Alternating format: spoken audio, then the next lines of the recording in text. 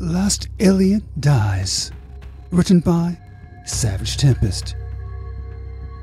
Chapter 1. Gold Fist Awakening. It was time to end this mess. Young, ambitious CEO hit with a multi-million-dollar tax lien for unpaid taxes. No family, plenty of prostitutes, Mercedes, and a brown molar from a cheap root canal when he was 14. I half expected that he still owned DVD copies of the Powerpuff Rangers. Powerpuff Wranglers? Anyway. He was looking at a minimum of 15 years as some kind inmate's bitch. So I put a warm hand on his shoulder. The pale, bloodless face looked up to me, hope in the red-stained eyes. I gave the boy a tender, fatherly smile and placed a gun in front of him. Do it. Of course he will. Broken financially and, even more importantly, mentally broken. Easy prey to my mental suggestions. End the pain. He looked away from me and grabbed hold of the gun. Now. And it was over. A bit messy, but fast. Lucky for him that I'm one of the nicer angels. Chapter 2. Miguel. Welcome to the painted page. I watched London smile brightly as she ushered two young, wide-eyed newbies into the bookstore. My bookstore. One of the few remaining physical bookstores in Orange County. London Phillips was the perfect bookstore manager. Optimistic, religious, and she actually liked reading books. Big books, with 100 pages or more. If she lost about 28 pounds in the puppy white polka dot dress and got a decent butt lift and some boob implants, she'd almost be attractive. Yeah, I know it's sexist and shit, but isn't that how the world's run, on appearances? A foreign-looking man, too tall and dark eyes too big, paraded up to my cash register and grabbed my bag of barbecue lightly toasted potato chips. Stunned, I watched him shove several chips into his mouth. Too salty. He plopped the bag down and slapped his hands clean. And too many non-polyunsaturated fats. I was ready to punch the guy. Before I could react, he shoved his business card in my face. Thierry Du Bois, independent bookseller. A fucking salesman. God, I was made for something better than this shit. Chapter 3. Destiny. Pick me, damn it. Yes, I should be ashamed of myself. Here, X Combinator just lost one of its high-profile graduates to suicide, and I was acting like one of those silly contestants on The Bachelor's Got Talent. And yes, I stopped watching that silly show. Mostly. Nothing wrong with a little emotional candy now and then. I was surprised that Trevor Hunt was here. Casual, slim-fit cashmere blend jacket, early 50s, and requisite founder jeans with just enough snug around the middle. Naughty girl, Destiny. The man's not even your type. Nah, I'll stick with my good-for-nothing chase any white girl brothers. Nope, not bitter, not at all. Hunt was easily taller than the other 4X Combinator founders. Even sitting down, the stage backdrop featured the incubator's trademark sky blue, which highlighted Trevor's blue eyes, as if they needed it. The guy was certainly a handsome man, but those eyes were unsettling. He looked as if he didn't sleep well. Who could? Bad enough McCormick was facing jail time for unpaid taxes, among other things. Killing himself. Never would have thought him the type. Luckily, they weren't shutting this session's X Combinator down. Pick my company, damn it. Of course, they will. Greg and Ken are fantastic coders. I'm female and black. Making this round should be easy given the current spotlight in the tech industry's white boy-only club. I looked over my shoulder to confirm the obvious. Yeah, mostly white, male faces. Some Asians, a sprinkling of females. No competition. My eyes drifted back to Trevor Hunt, and I felt myself shifting uncomfortably in my seat. Angel investor or not, I wasn't sure if I would want to be alone in a room with that man. Not sure why, just a feeling something could go wrong. Chapter 4. Howard King. Everyone, absolutely everyone has a price. Spare your life, save a loved one, sex, drugs, money. We all have at least one thing that we would literally do anything for. Mine is money, which makes me kind of a whore, I guess. Which is why I was here, in some ridiculously large conference room that looked like it belonged in some haunted mansion instead of a law office. Caramel oak-laced walls lined with paintings of distinguished old dead guys, overly lumpy leather chairs. Only thing modern about this room was the view looking over all the other skyscrapers. Lots of money in this place, and I needed money. The oak conference table was so shiny you could use it to shave. Thankfully, I shaved today. Even wore my best suit, my only suit. I looked presentable, maybe even professional. Why doesn't Wilson ask me to sit down? The blue eyes, bordering between startling and creepy, looked up at me. Sure, keep sizing me up, fucker. I steeled myself against his blue stare. More than likely, he was using his daddy's money to hire me. Apparently satisfied that I'm not a total puss, the fucker leaned back in his chair and steepled his hands like one of those cheap movie villains. There are angels who walk among us, Howie. Howard. I want you to find them. And? The blue eyes were laughing at me now. Kill them, of course. Chapter 5. Secundai Spirit Crush Communique to Diamond Wolf Shatters Heaven. Wolfman, baby. Whenever I have the misfortune of running into a fellow Secundai angel, I'm quick to tell him how much I see you not only as a mentor, but also as my spiritual father figure. My affinities toward patricide and drug abuse aside, let me ask, how are you, Wolfie? Now that you are well past the big 300 and speeding towards what I'm sure will be an untimely and catastrophic death, please take care of your health.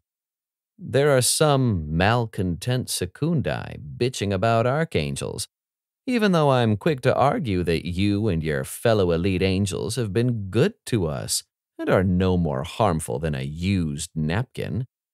Stupid secundai. We are such an ungrateful lot. By the way, can I interest you in my latest business venture? Cloud storage, Wolfie. I know you like to invest in the latest tech when you're not writing clever poetry on stone tablets. Stop messing around with stupid human minds to store your clever schemes and decaying memories. Cloud storage lets you store all of your data on public clouds, private clouds, or even hybrid clouds. It's safe and secure, and only you, the FBI, your computer storage providers, and their third-party partners have access to your private information. No more worrying about stupid human minds crashing and dying on you. Let me know and please watch your back. I don't want you falling down a well or running into a sharp hatchet or swimming in a sea of titanium bullets. Hugs, Spirit Crush. Chapter 6. Howard King.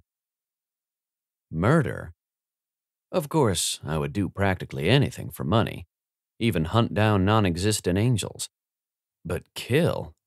That gets, well, messy. And I hate messy.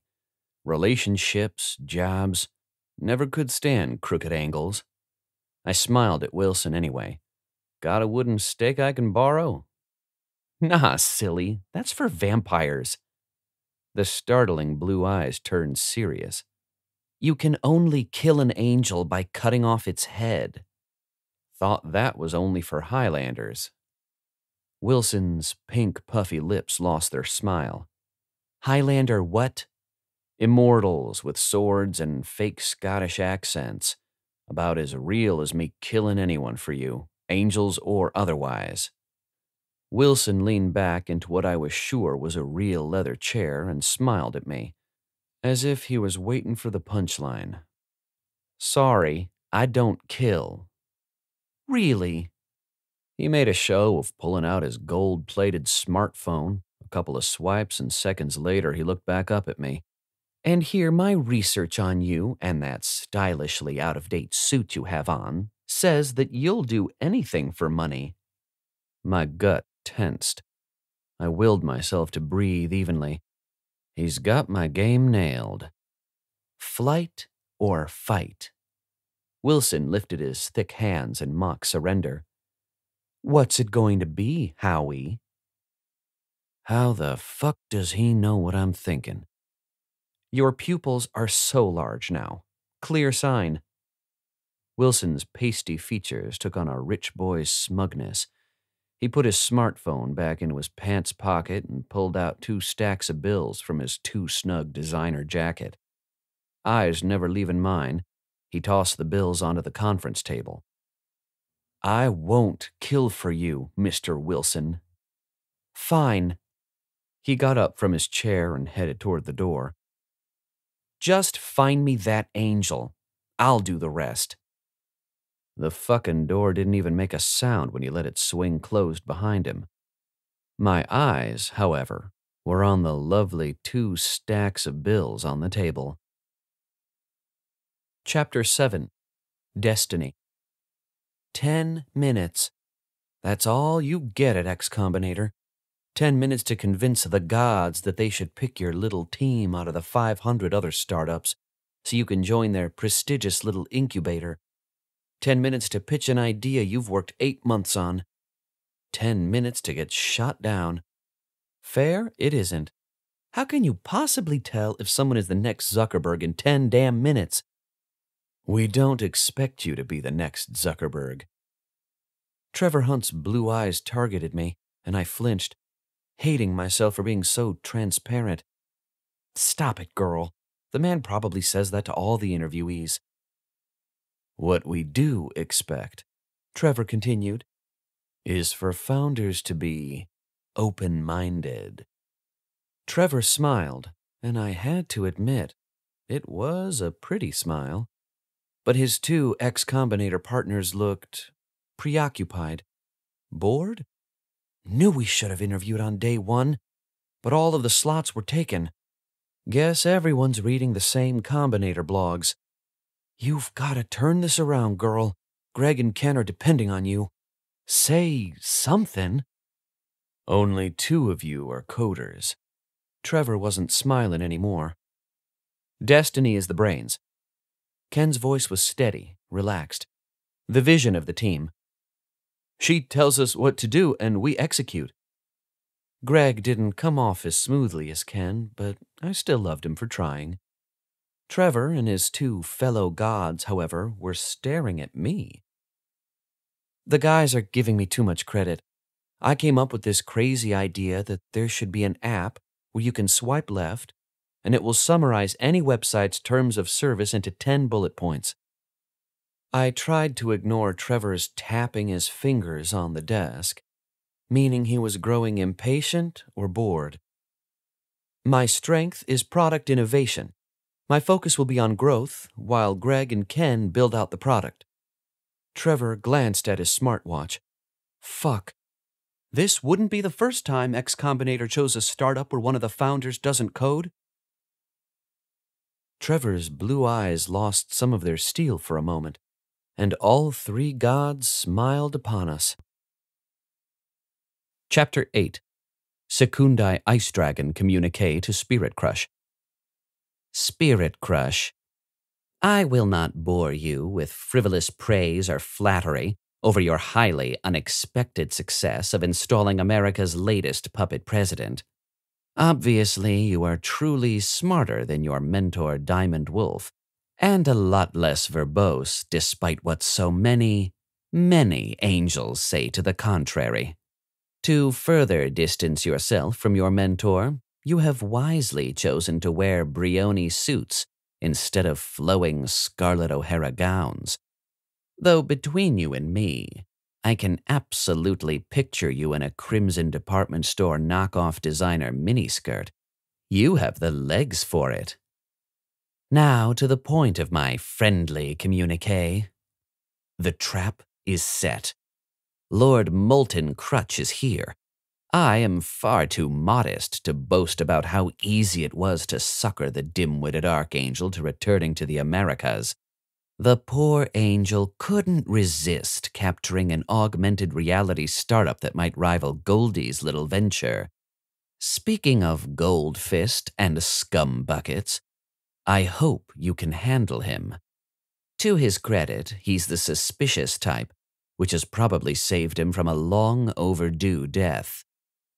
Still, I have faith in you and in your great, limited abilities, and I would never compare you to a Robin or Shaggy or Tonto or any other second-string, lackluster, dirt-sucking sidekick whom I would love to drive a stake through the heart before skull-fucking you. Finally, my friend, we Secundii will soon take our rightful place as solar saints. Forever yours, Ice Dragon. Chapter 9. Miguel. Doesn't get better than this, right? In the storage room of my flailing bookstore with my high school buddy and a midget. Or is it a dwarf? Who cares? Kinda pointless being politically correct when said midget dwarf is tied up to a chair like a broken piñata. Can't believe I let Hauser talk me into this. We're doing this because... Told you, Hauser said. Got a new gig. Yeah, finding some guy named Angel. Hauser shook his head. Nope, finding a guy who is an angel. And how is torturing this poor soul going to help you find an angel or your sanity? Hauser bent down and lifted the black blindfold from our prisoner's face. Midget Dwarf's eyes were large, but not frightened. He looked at Hauser and then me and sniffed. His elongated face descended into a scowl. Hey man, I did shower this morning. Might have forgotten the deodorant, though.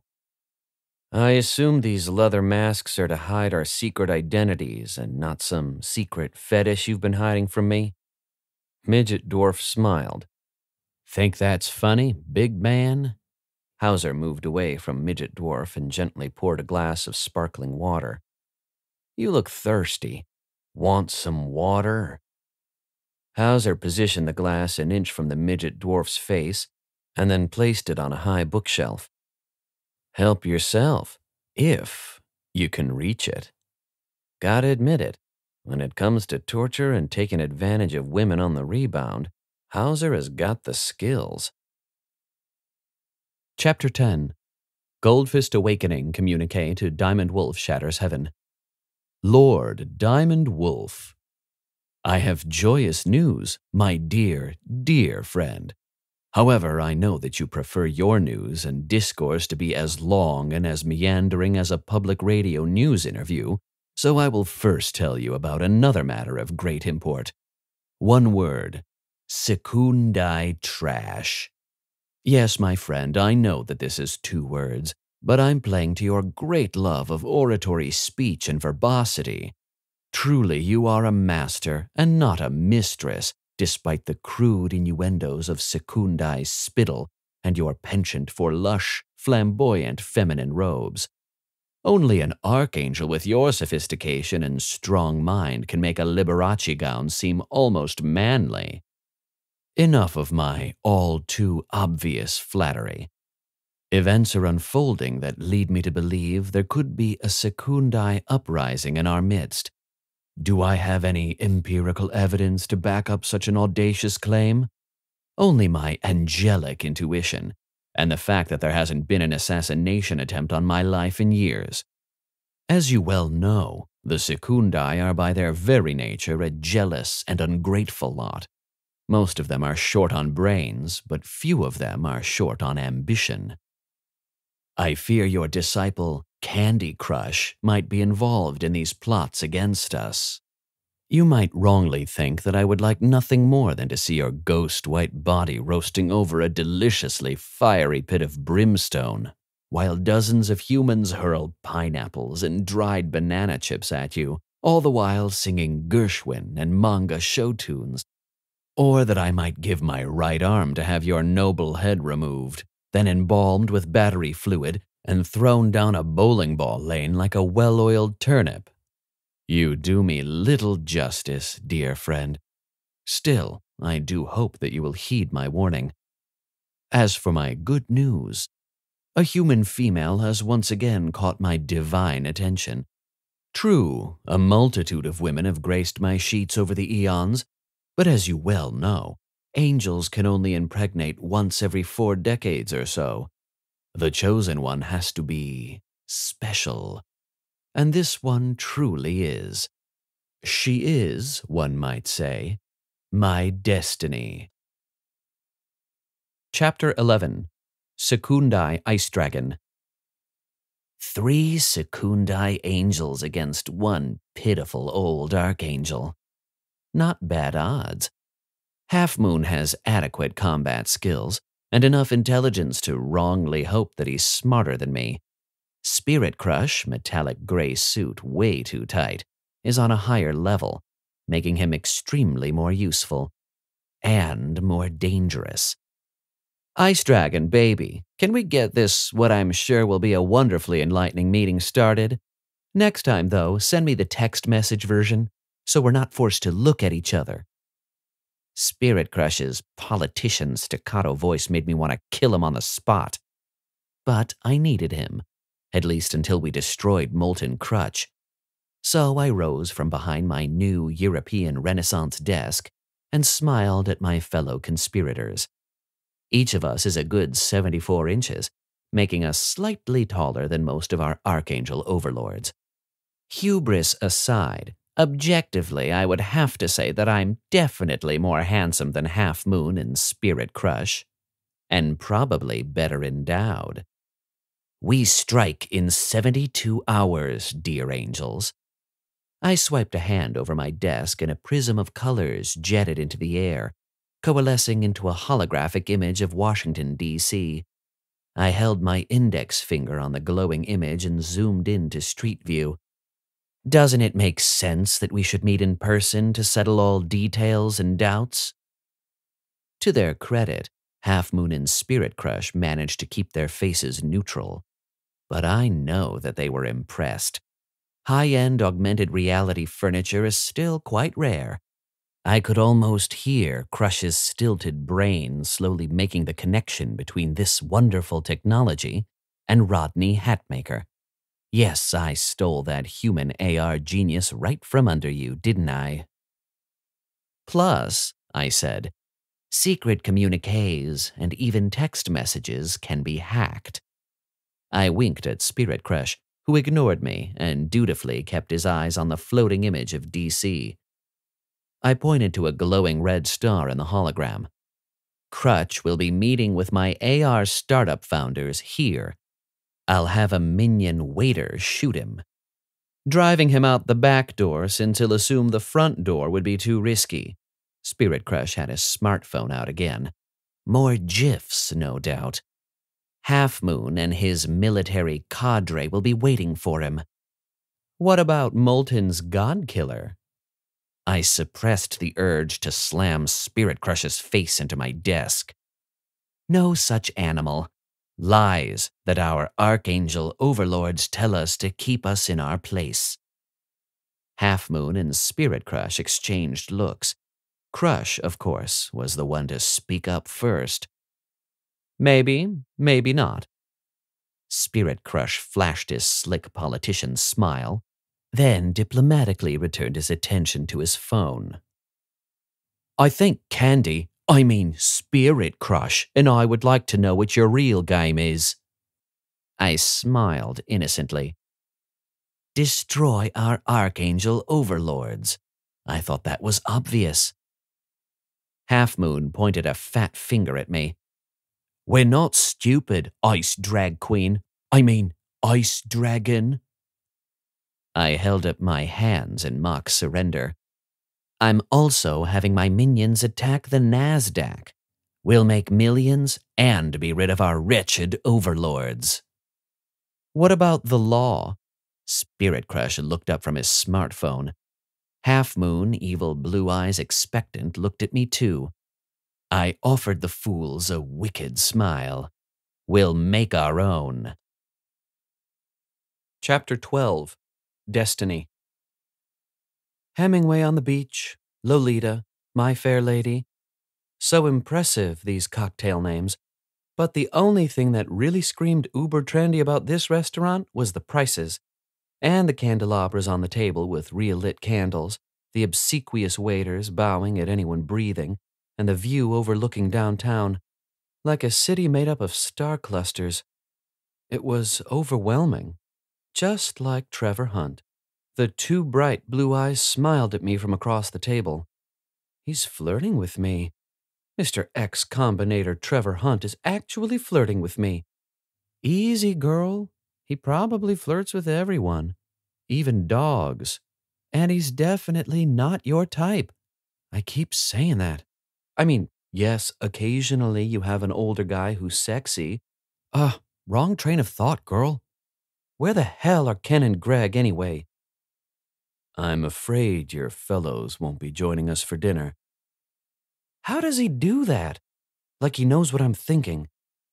Guess that's what made him so successful, staying 2 steps ahead of everyone. They probably had trouble catching a ride, I said, pulling out my phone. I felt myself frowning. Ken and Greg had sent me a selfie. Nothing new there, except that they were framed by 2 outrageously model gorgeous redheads. What the hell? I tossed my phone onto the white cloth table, immediately wishing I hadn't lost my cool.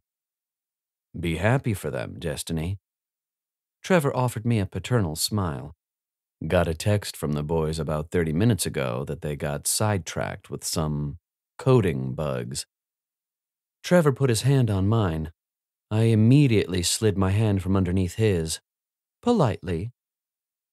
We have a meeting, and this is important. You and your team are in. Meeting's over. This guy was slick. For a moment, I was tempted to give him a left jab in the face. Man, wouldn't Mr. X-Combinator be surprised. Instead, I smiled at him from across a table that I should have realized before was way too small. I'm not sleeping with you to get into X-Combinator. Trevor's blue eyes were suddenly ice. I don't remember extending the offer, but since we're being honest, X-Combinator, like most incubators, takes on startups because of their teams, not their shit ideas. Ouch. But I found myself giving him a hint of a smile anyway. You really know how to flatter a girl, don't you, Mr. Hunt? Trevor. His smile was beautiful. Maybe it was the wine, the classical music, the ice blue eyes framed by a confident, slightly creased, gorgeous face. I just know I'm going to regret this. But I put my phone back in my purse and smiled back at Trevor Hunt anyway. Chapter 13. Miguel. You're such a whore. Hauser ignored me and adjusted our improvised spotlight, which made Midget Dwarf squint and try to turn his big fat head. But the rope around his neck made it kind of hard. With the storage room lights off, this cramped interrogation now had some much-needed solemnity and professionalism. I readjusted my superhero leather mask and tried to look imposing. Hauser looked equally as stupid in his mask. Not feeling great about this. Guess I was a little anxious. Another hour or so, the bookstore opens, and Ms. Punctual London Phillips will be exactly 1 minute early to open it. If she caught us, things could get awkward. You've been very cooperative, said Hauser, leaning forward towards Midget Dwarf. You can go now. Hauser dangled the handcuff key in front of Midget Dwarf, and just as quickly he placed the key on a tall shelf. If you can reach the key. Reminding me once again that Hauser is extremely good at torture, but not much else, unfortunately. And me? Definitely not a very good businessman. Guess we really are the sum of our 5 closest friends. The storage door swung open. London, crap. I noticed Hauser reach inside his jacket for his gun, So I dropped my pants.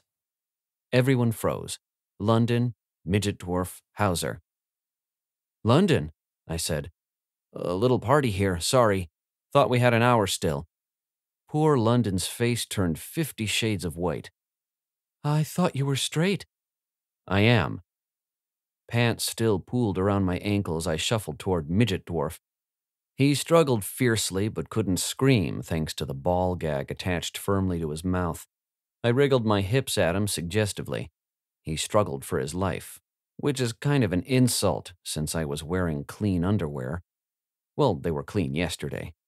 Peripheral vision told me that Hauser was rolling his eyes, like I had a choice here but to go over the top. "Sorry," London stammered. "I'll come back later. No, I won't. And I won't have my usual chocolate-sprinkled low-fat donut and mint caramel waffle cone coffee either." Seconds later, she was gone. Hauser came up behind me and slapped my butt before I could pull my pants up. I swatted his hand away. "Some secret fetish you've been hiding from me, son? I can't have you offing my employees now, can I?" I fastened my belt, but Midget Dwarf still looked terrified of me. Hauser's eyes were still on the open door where London fled from. "My instincts tell me we shouldn't leave any witnesses." His hazel eyes turned back to Midget Dwarf. "So what do your instincts tell you about your new employer?" "Move away from the man. Yesterday," said Hauser. "He's dangerous." Hauser pulled out an aging Beretta from his jacket and screwed on a silencer before aiming it at Midget Dwarf. "But you're staying." Hauser mulled it over for a few moments and then smoothly removed the silencer and returned the Beretta back into his jacket. "It's a lot of money. And like you said," Hauser smiled at me, "I'm a whore." Chapter 14. Diamond Wolf Shatters Heaven Communique to Goldfist Awakening. My dear, dear, dear Goldfist Awakening, even the lush lullabies of the Nile River cannot soothe me the way that news of your latest conquest soothes my tender evil spirit. I am delighted that you have exchanged your unhealthy fixation of green foliage, beefy marines, and Pekingese dogs for the warm, loving arms of a good woman. My, a human love interest at your advanced age. How sweet! Why, you sound as giddy as a teenage schoolgirl, or schoolboy, whichever you're choosing these days. And I am certain that your love interest is as ravenous for you as you are for her, after you lobotomized her lithe spirit and filled her bank coffers full of gold, of course. Oh, my so old friend, you do us archangels proud, though you might want to have several pharmaceutical minions on call with a few truckloads of Viagra, should the need arise, and you don't.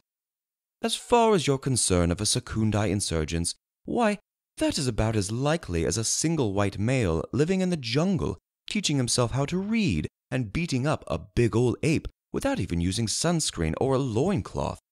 And as for my protege, Candy Crush, I can dream circles around the poor Secundii. There is no need for you to fear him. Yet. Your loving servant and subjugator, Diamond Wolf Shatters Heaven. Chapter 15. Destiny. This can't be happening to me. I won't let it happen. Stupid tears. Can't stop crying. Aw, who cares? Haven't put on my makeup anyway.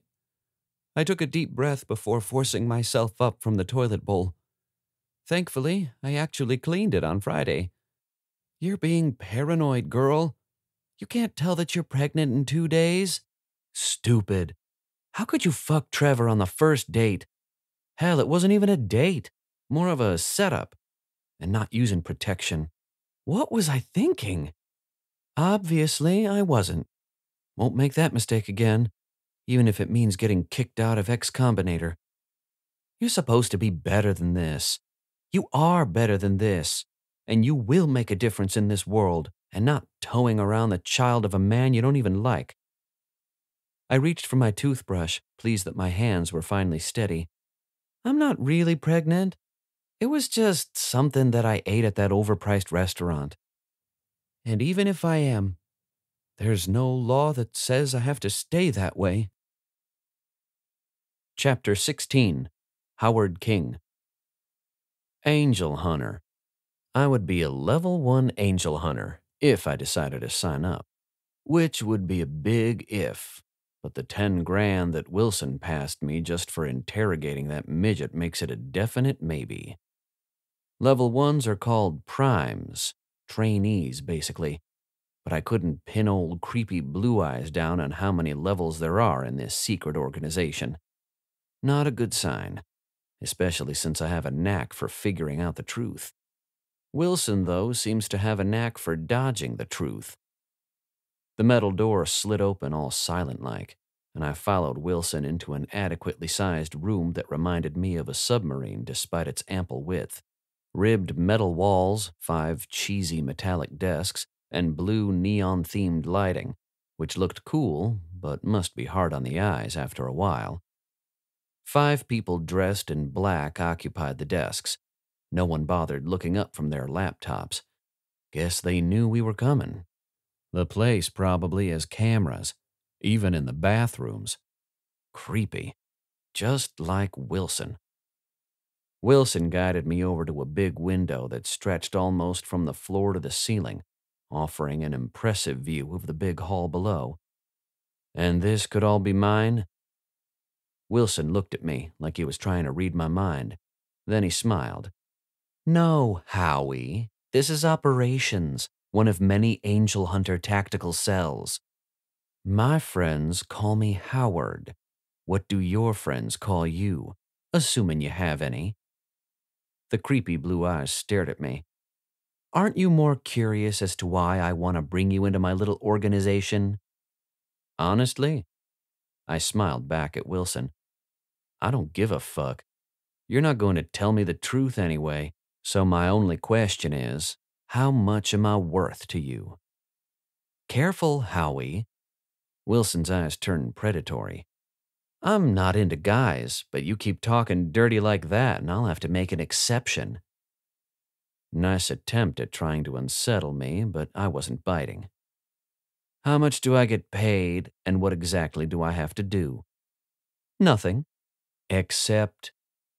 Wilson's smile almost seemed genuine this time. Oh, just kill your buddy Miguel. Bookstores are so 20th century anyway. Chapter 17. Secundai Spirit Crush, Communique to Goldfist Awakening. Goldie, baby, how you doing, old boy? The Wolfman himself tells me that you've been very worried these past days. Well, let me put your evil mind to rest. You don't look a day over 400, and you simply must buy those gold lame yoga pants. You have the butt cheeks for them. As for political unrest in the angel ranks, I have absolutely no idea of what you're talking about. How on earth could a Secundai hold any grudges or ill will towards any blood-sucking, self-absorbed stain on the universe archangel? Why, I'm sure that you and your fellow archangels would have mentored me and my fellow Secundai, even if the law and former archangels didn't force you to do it. Kinda like how you force us Secundai to mentor preemies. Paying it forward is not only good for business, it's good for angels too. Or so I've been told. I'm kinda in a spiritual mood these days, so I'm not exactly sure if I want to visit some godless place like California, even to meet with the likes of you. How about we get together in Washington, D.C. instead? I know a quaint little restaurant that serves only the finest of brunches and Tivana youthberry smoothies. Please keep in mind that I am not some beefy Marine or Pekingese dog. So let's stick to non-alcoholic beverages and keep our hands above the table. Should we meet, which I'm not promising, given my overloaded VC, founder, and angel duties, and allergies to all things geriatric. Your humble servant, Spirit Crush. Chapter 18. Howard King. Wilson took me to a small white room. The room was so bright that it took a few seconds for my eyes to properly adjust. In the center of the room stood a white table with Miguel hogtied on it, with nothing but a pair of questionably clean boxers on to protect him from the cold. A highly polished red apple filled his mouth, held in place with a thin metallic cable. I lashed out, smashing my fist into Wilson's smug, pampered face. But Wilson ducked his head just in time, so I followed up with a spinning elbow as I aimed for his face again. The fucker scooted back and rewarded me with a solid kick to my right side, which was almost enough to knock the air from my lungs, but I was too fucking mad to let a little pain stop me. I tried a jumping knee strike. Wilson managed to turn just enough and block most of the blow by leaning in with his right arm. But now I had the time to follow up with a side kick to his gut that sent him back a couple of steps. His creepy blue eyes looked startled for a moment, but the greedy confidence instantly returned. Some fancy dance moves, Howie. Howard! I took a step toward him and stopped immediately. 3 angel hunters filed into the small room. Their assault rifles were pointed straight at me. I weighed my options. You have no options, Howie, Wilson said as he straightened his tie. But you keep up with this homoerotic aggression and you're going to have me reconsidering my lifestyle choices. The fucker headed toward the door. Prepare both of them for indoctrination. Wilson stopped all dramatic-like and turned, movie villain glint in his eye. They're both angel hunters now. Chapter 19. Destiny. I'm sorry, Mr. Hunt. The 2 perfect executive assistants stammered. She pushed past me. Do you want me to call security? Hunt waved his hand dismissively at the woman like he's goddamn royalty. Eyes nervously on me, she closed the door quietly behind herself. I walked straight up to Mr. X Combinator and stared up into his 2 bright blue eyes. Destiny, how good it is to see you. Hugs? I slapped him hard. My hand felt like I just slapped a tree, but I was determined not to let this asshole see me cry, so I ignored the pain. I'm pregnant! And now you're also extremely rich. I looked at the man hard. You're trying to buy me off? I'm not having your baby. I have a company to build, a life to live, and I don't even like you. Trevor shook his head patiently as if dealing with a petulant child. I have a previous engagement, so I don't have time to play with you, Destiny. The eyes sparkled for a moment. As much fun as that is. I was tempted to slap the man again, but my hand was still throbbing from the last bit of drama, so I tried a different tact. What did you do to me? Gave you a son who may well outlast you and me 3 or 4 lifetimes. He's crazy. I'm crazy for being here. I'll kill it. I don't know why I said it, but it sounded right. No, you won't. I couldn't move. Wasn't even sure I wanted to move. Trevor's blue eyes held me in my place as he drew closer. His voice dropped to a heavenly whisper. When an angel impregnates a woman, it does something. Trevor's pale hand felt surprisingly smooth as he stroked my cheek, making me so regret that I read 50 Shades. Your eggs, all infertile now, except for that special one, our son. He released me, leaving me nauseous. What did you just do to me? Trevor was already pulling on his jacket. Like I said, no time to play, love. I've got money to make and angels to kill. So many puppies, so little time. A part of me wanted to chase after him, make him explain. Another part of me was afraid of hearing the truth. Stay as long as you like, said Trevor as he headed out. All the important documents are locked away anyway. And like my dreams, Trevor Hunt is suddenly gone. Chapter 20. Secundai Ice Dragon. I suppose this setback was to be expected. Few plans run smoothly, especially when it comes to relying upon the vagaries of angel support. As if to deliberately prove my point, Spirit Crush pulled up quite late in an unmarked black sedan. Only this fool would wear an Armani suit to a battle. Well, a slaughter, really. "Who's the hot blonde?" said Spirit Crush as he joined our small group. "And why can't I read her?" "Perhaps," I said, "if you shift your attention from her breasts to her eyes, you might have better luck." Spirit Crush looked up for a moment, then shook his head. "Nah, still nothing. Nice boobies, though."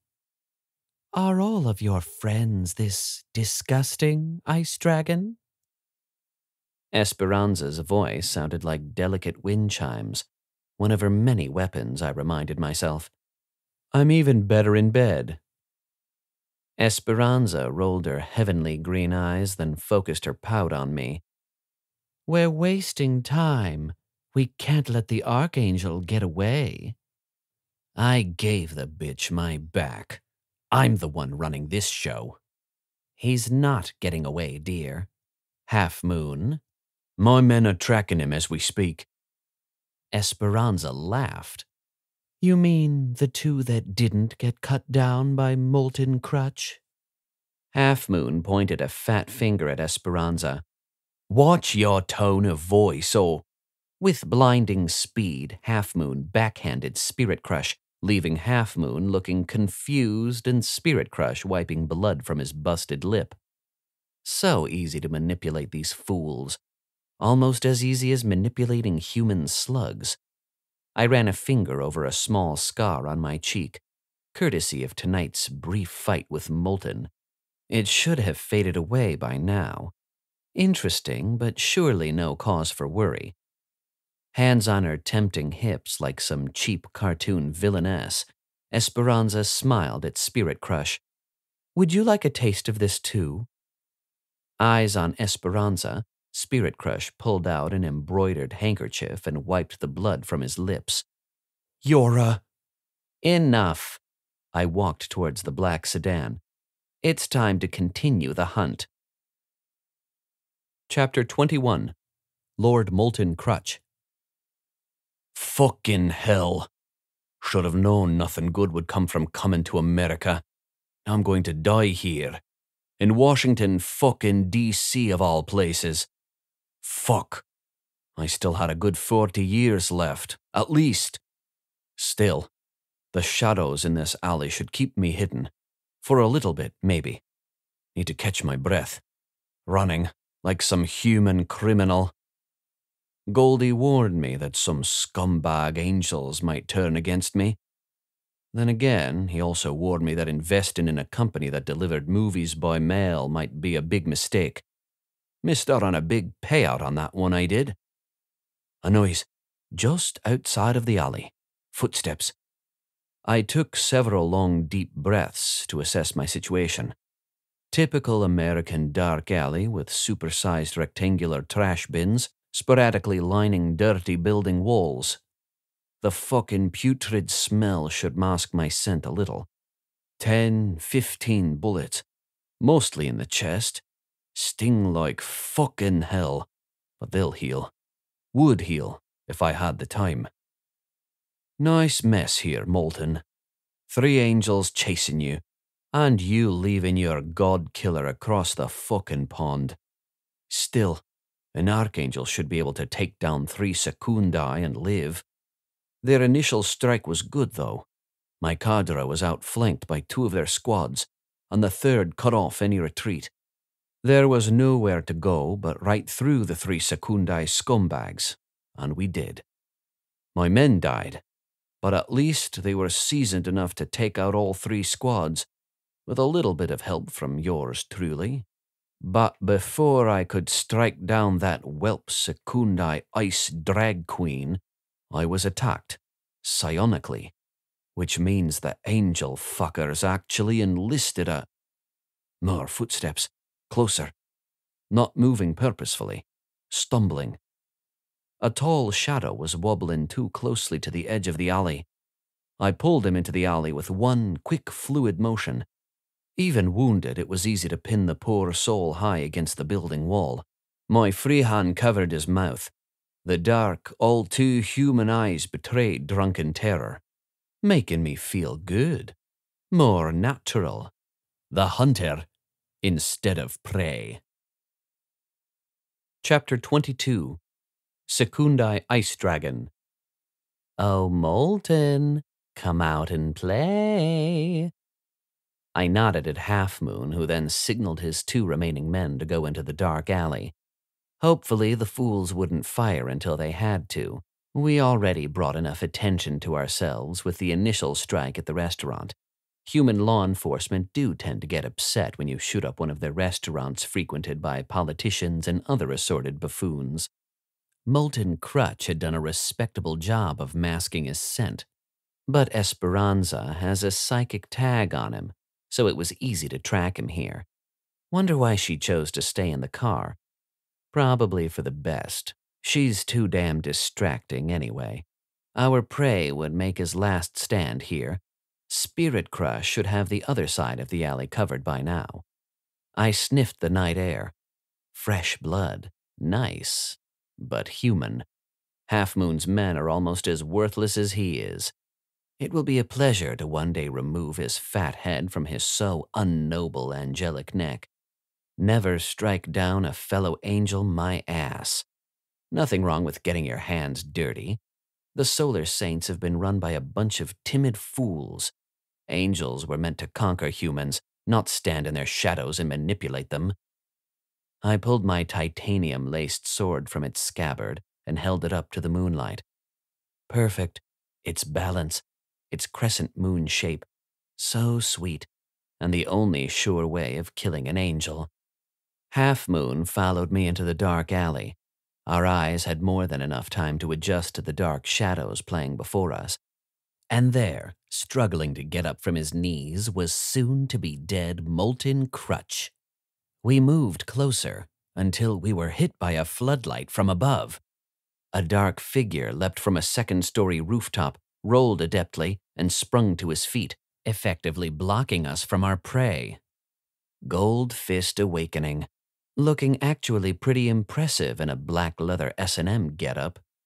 "Ice Dragon," he said, "you and your accomplices have transgressed the law."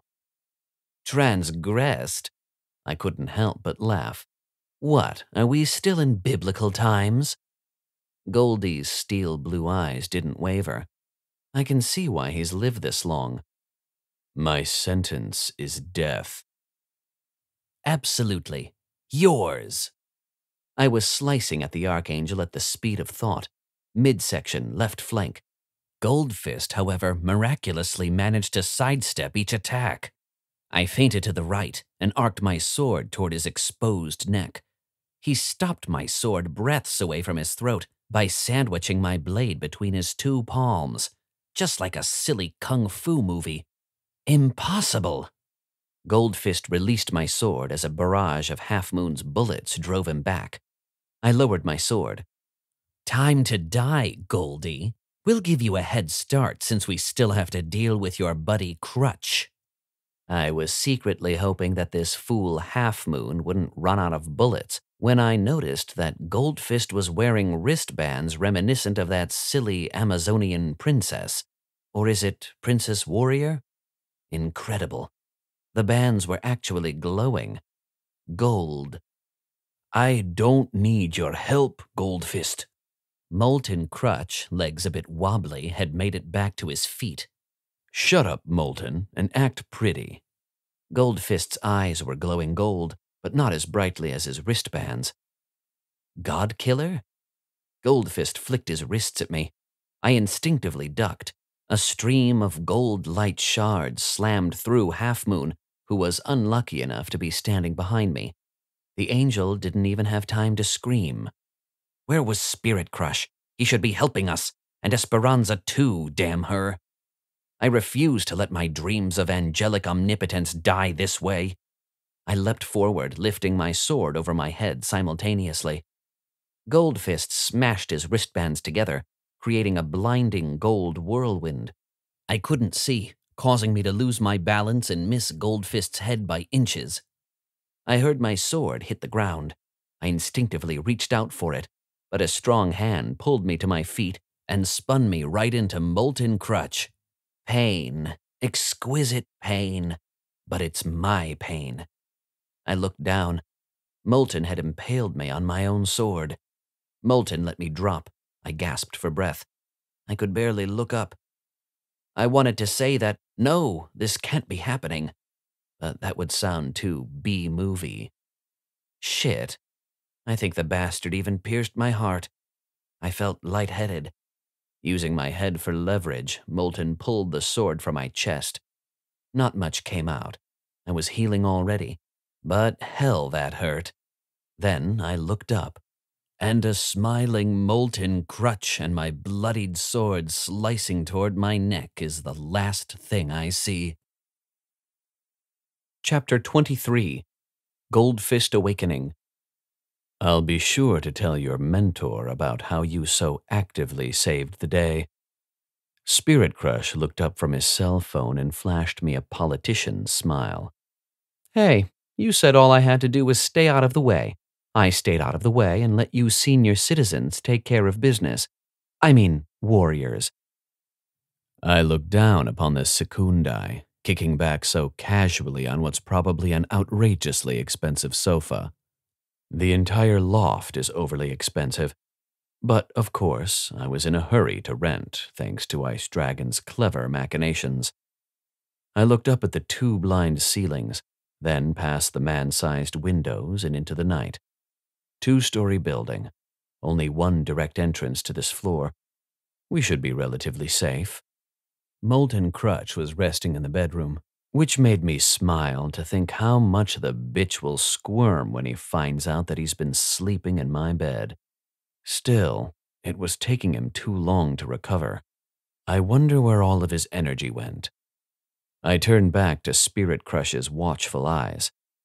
You had Ice Dragon's game down right from the start, didn't you, Goldie? It was hard to suppress a smile. How did you know? It wasn't hard. I looked down at my glass as if to reflect and suddenly wished I were drinking something stronger than sparkling water. But the night wasn't quite done yet. I plotted the same thing when I was still Secundai scum. Spirit Crush's blue eyes lit up. What stopped you? Diamond Wolf convinced me that it would be more prudent to just bide my time. Spirit Crush casually raised himself from the sofa, then brushed off non-existent lint from his crease-free suit. You're smarter than you look, Goldie. He held out his hand. One day, perhaps, I can say the same about you. I took Spirit Crush's hand and shook it warmly. We both then politely turned our backs, each pulling out a handkerchief and wiping our respective hands before turning back to one another, both smiling. Been a pleasure, Goldie. Spirit Crush turned to go, but collapsed into one big ol' Secundai scumbucket heap. I bent down next to him and positioned my fingers on the side of his fat head as I accessed his limbic system. But I had to be careful. One always has to be careful when messing with a fellow angel's memories. You will forget about my god-killer wristbands. You will forget how Ice Dragon was slain. You will remember that you want to kiss Elon's musket. Minutes later, Spirit Crush was gone, none the wiser of what I'd done to his memories of tonight. I allowed myself to recline on the sofa for several peaceful minutes. Then I heard a noise at the door. I opened my eyes cautiously, only to find a devastatingly beautiful blonde in a virgin white skirt, tight enough to make me reconsider my lifestyle choices.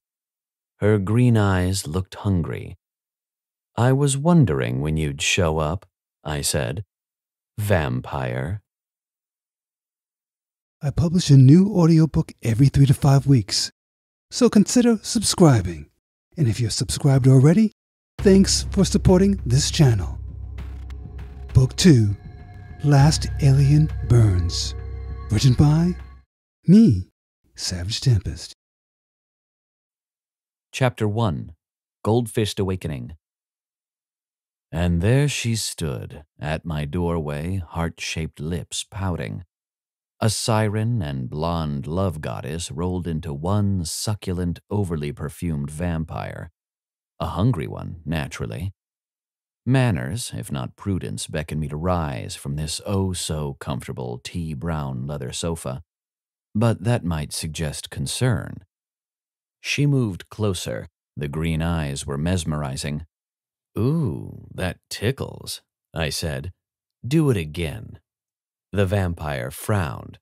Obviously, she was testing my psionic defenses. The vampire looked at two nearby chairs. I watched them slowly lift up into the air several feet and then hurtle toward me with blazing speed. That would have hurt if I had bought into the illusion. "Can't we get along?" I said. "A friendly little chat at an overly expensive restaurant, candlelight, romantic music." I stood up. "And a nice bloody steak?" The vampire snarled and launched herself at me with impressive speed, especially in that tight designer skirt. Sidestepping her was easy enough. She crashed into my rented sofa with a grunt, but was back on her feet in seconds. The green eyes were glazed over with animal lust. Not unusual for my partners, but she wasn't one of my partners. She was the enemy. "Not used to getting your hands dirty, are you, honey?" I cracked my knuckles and smiled. But she wasn't smiling. With a mild grunt, she lifted up a marble coffee table and hurled it at me, while a swarm of steak knives darted toward my left flank. I ignored the knives since they were illusions, but they were distracting enough to leave me no time to duck the table. So I crossed my arms and leaned into the onslaught. Ouch! The marble table crashed to the floor. Oh, the cleaning bill. "My turn," I said, and I stepped over the bruised table and approached the vampire. "You're not fooling anyone, Gold Fist," she said, her voice like a warm breeze. "You're weak. I smell it. Killing those two fool angels drained you." I lifted up my right armpit to my nose. "No, dear, I think I need a shower. Care to join me?" 2 jabs to my face was my answer, both easily deflected with 2 downward taps using my right hand. My jab, however, landed squarely in her pretty face. The vampire stepped back, surprised. So I did a small switch kick and crashed my right shin into her side. She stumbled back again. Then smiled. "You got what you came for, dearie," I said. "You may leave now. Or die." "Your friend Molten Crutch can't help you," she said, moving closer. "He's in a deep, deep sleep, trying to heal." I backhanded her, drawing blood this time. "Last warning, don't make me get all 50 shades on you." The angry green eyes considered. A knowing smile reappeared on her lips as she retrieved her white purse. I watched her casually stroll toward the loft's front door and silently disappear into the shadows, leaving me with a lot to think about, including her nice ass. Chapter 2, Miguel. "We're supposed to do recon, not engage, remember?" Hauser and I had our backs against the wall of the 2-story loft. Only I had my gun out. "You heard them brawling," I said. "Don't you want to find out what happened?" Hauser shook his head. "No, I don't. I especially don't want to know why he called her a vampire." "Chicken." I spun around quickly and safely to get to the other side of the open door, proud of myself that I didn't get dizzy. A vision from heaven wobbled unsteadily out of the door. She was gorgeous, beyond gorgeous. I couldn't move. "Help me," she pleaded. I lowered my gun hand and she fell against me. Her heat was incredible. All I could see were those 2 beautiful sea green eyes looking up at me, pushing away all thoughts of doubt and resistance. This woman was making me feel weak in the knees. Actually, I was suddenly weak all over. Step away from him, vampire. Hauser's voice? For some reason, I was finding it hard to think straight.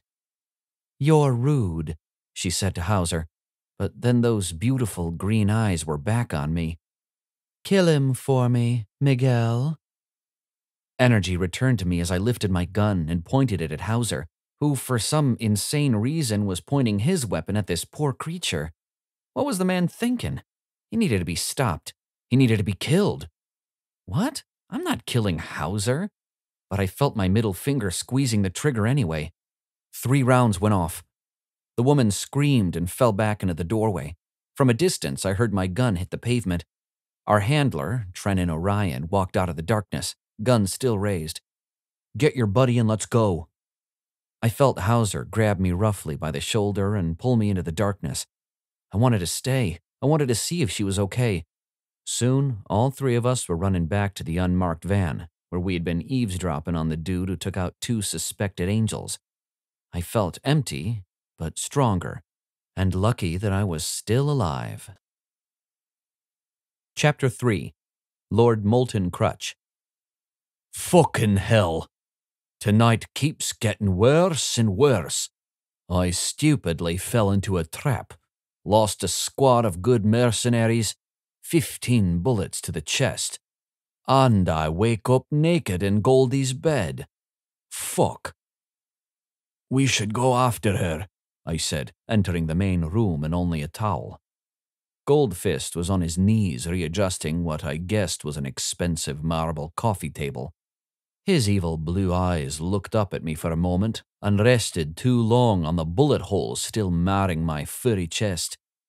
This loft was sizable and fashionably pretentious, but it smelled of battle. We have her scent, Goldfist offered, and she has mine. Goldie stood his full 6 feet 4 inches. The Archangel was slightly taller than me, and his muscular frame apparently wasn't just for show. But width-wise, I was almost twice his size. She can lead us to the other vampires.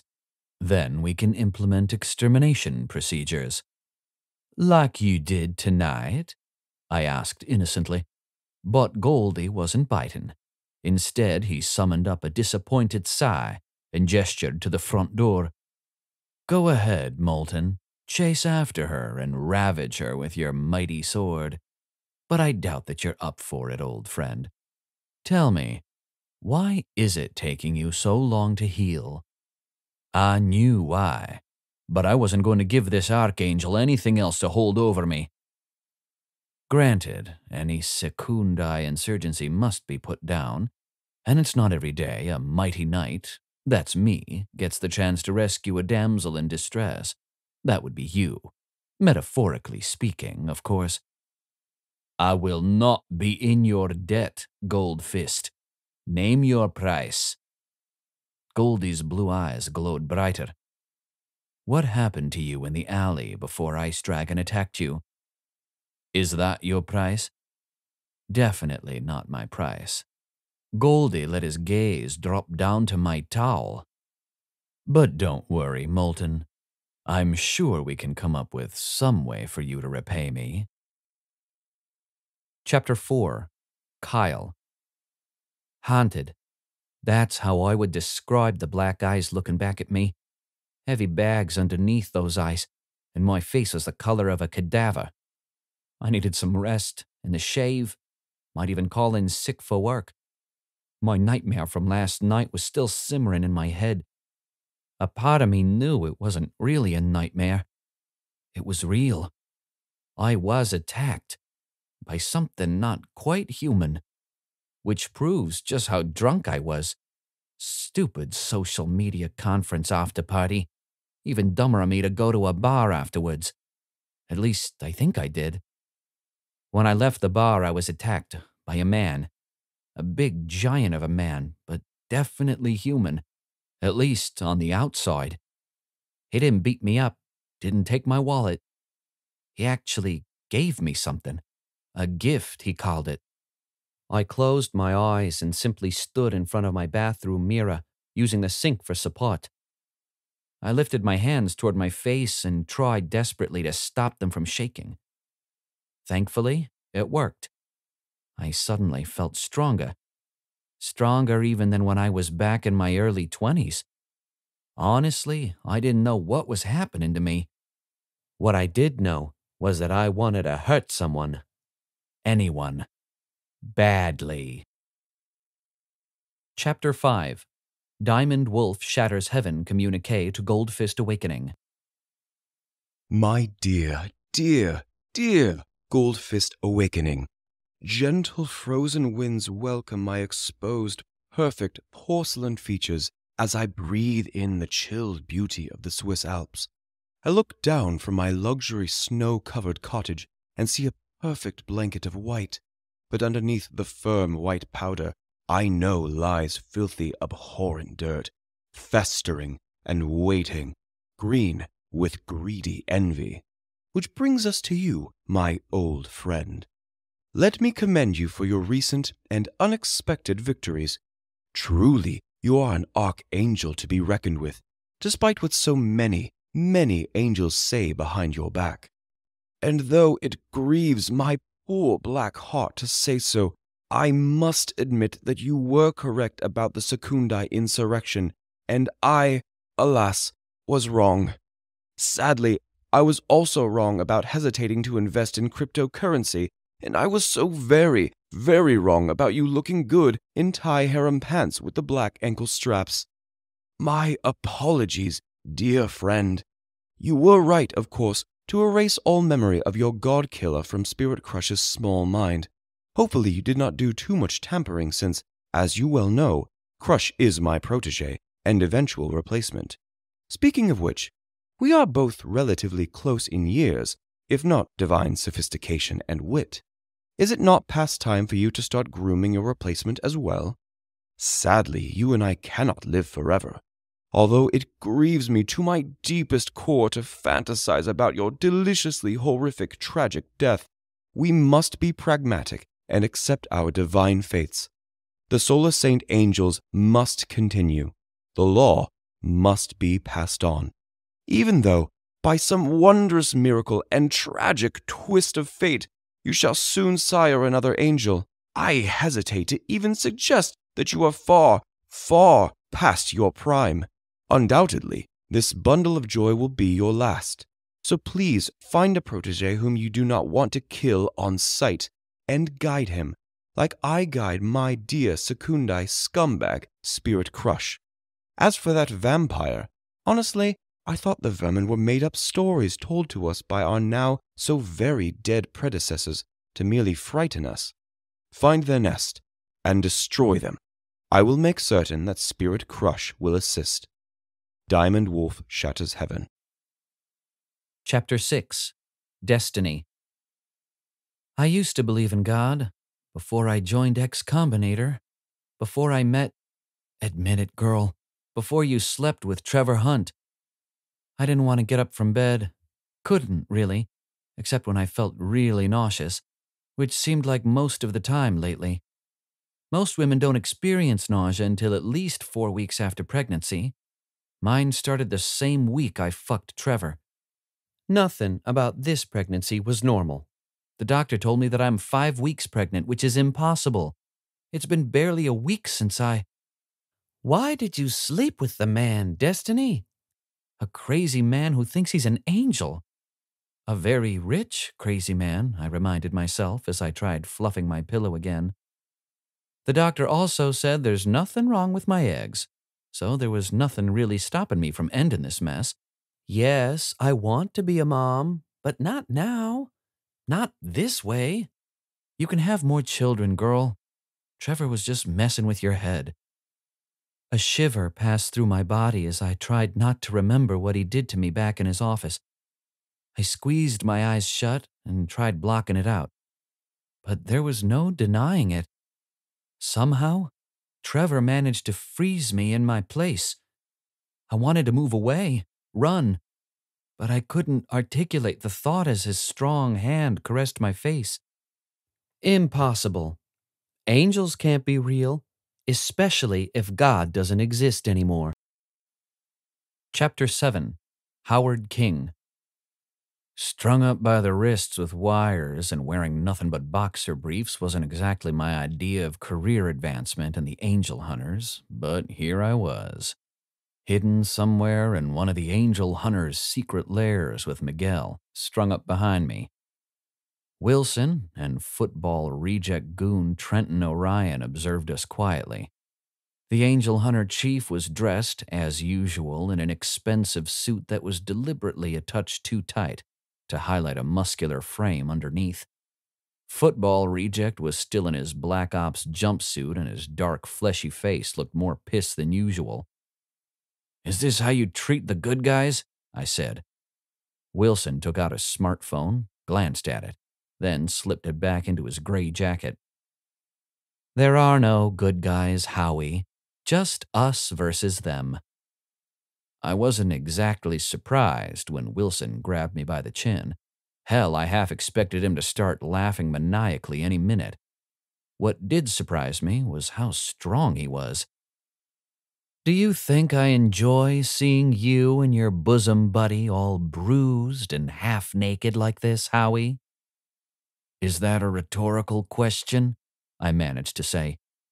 Wilson's blue predatory eyes darted a quick look at football reject to see if he was smiling. Nope, his scowl had deepened, if anything. Wilson released my chin and stepped back slightly before addressing Miguel. "Why did you engage the targets despite orders?"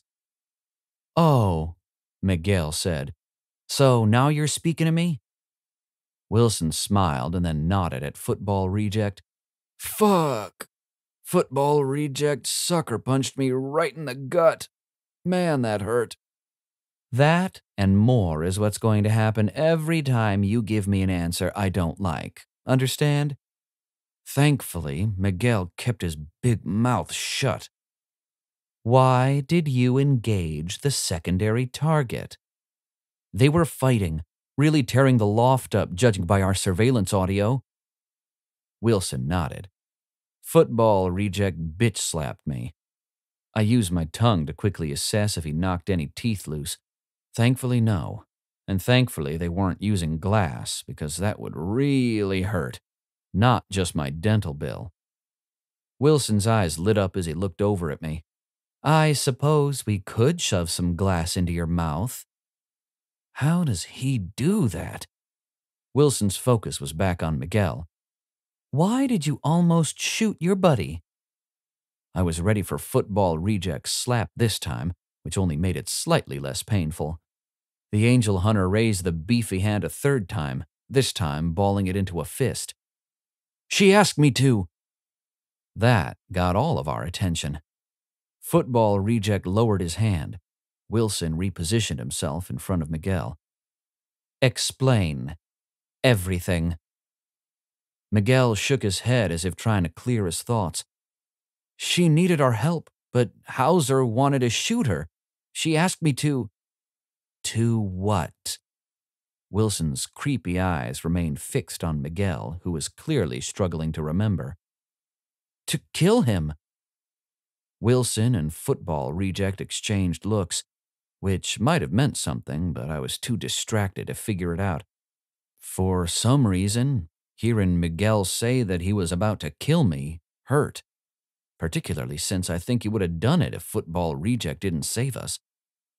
Wilson turned his creepy blue stare on me. "Why did you call the woman a vampire?" I wasn't in the mood to play games or in the right position, so I gave him a straight answer. "That's what the primary target called her right before they started fighting."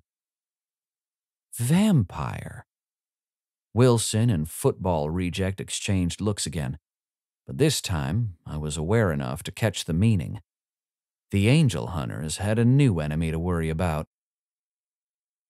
Chapter 8. Destiny. Flying or driving to Berkeley was out. Yes, I might be able to convince Greg or Ken to take me, but since they're new supermodel girlfriends and cushy new programming jobs, they've been super busy and distant. Totally bought by Star Angel investor Trevor Hunt.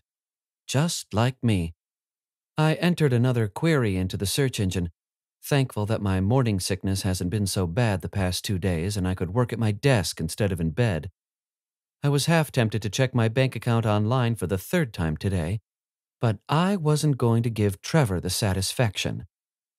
How he managed to plop 300 grand into my savings account is beyond me. Even a reputable angel investor doesn't have that much power. But Trevor Hunt was no typical angel investor. But he certainly was no angel either. Well, maybe the demonic kind. That thought brought a smile to my face. Perhaps finding out as much as I can about Trevor will make me feel better. Maybe I would even find some dirt on the man. After 30 minutes down the search rabbit hole, I gave up. I'm doing something wrong. I couldn't find one photo of Trevor Hunt. I even checked the X Combinator website 3 times and still nothing. Is the man some kind of vampire and can't be photographed? I smiled for the 2nd time this morning. I even felt good enough to take a walk. Definitely should take a walk. Right after I spend a few more minutes researching Trevor. I didn't spend $70K on a bachelor's just to be some egotist's kept woman. The irony that I could now easily pay off my student loans didn't escape me. For a moment, I felt like crying. Face it, girl, you lost. Beaten by a more experienced player and master manipulator. Did I really want to fuck him? Yes, but I always make a guy use protection. What did he say back in his office? He had money to make and angels to kill. For the heck of it, I clicked back on the search bar and typed, "Are angels real?" Nothing but junk. Mostly. I learned that angels are found in 3 major religions, Christianity only being one of them. Islam and Judaism are the other 2. Angels, however, predate those religions, Sumeria, Babylon, even the Greeks. Most of the hyperlinks offered angel sightings. There were also 2 church websites and 3 ads promising the truth about guardian angels.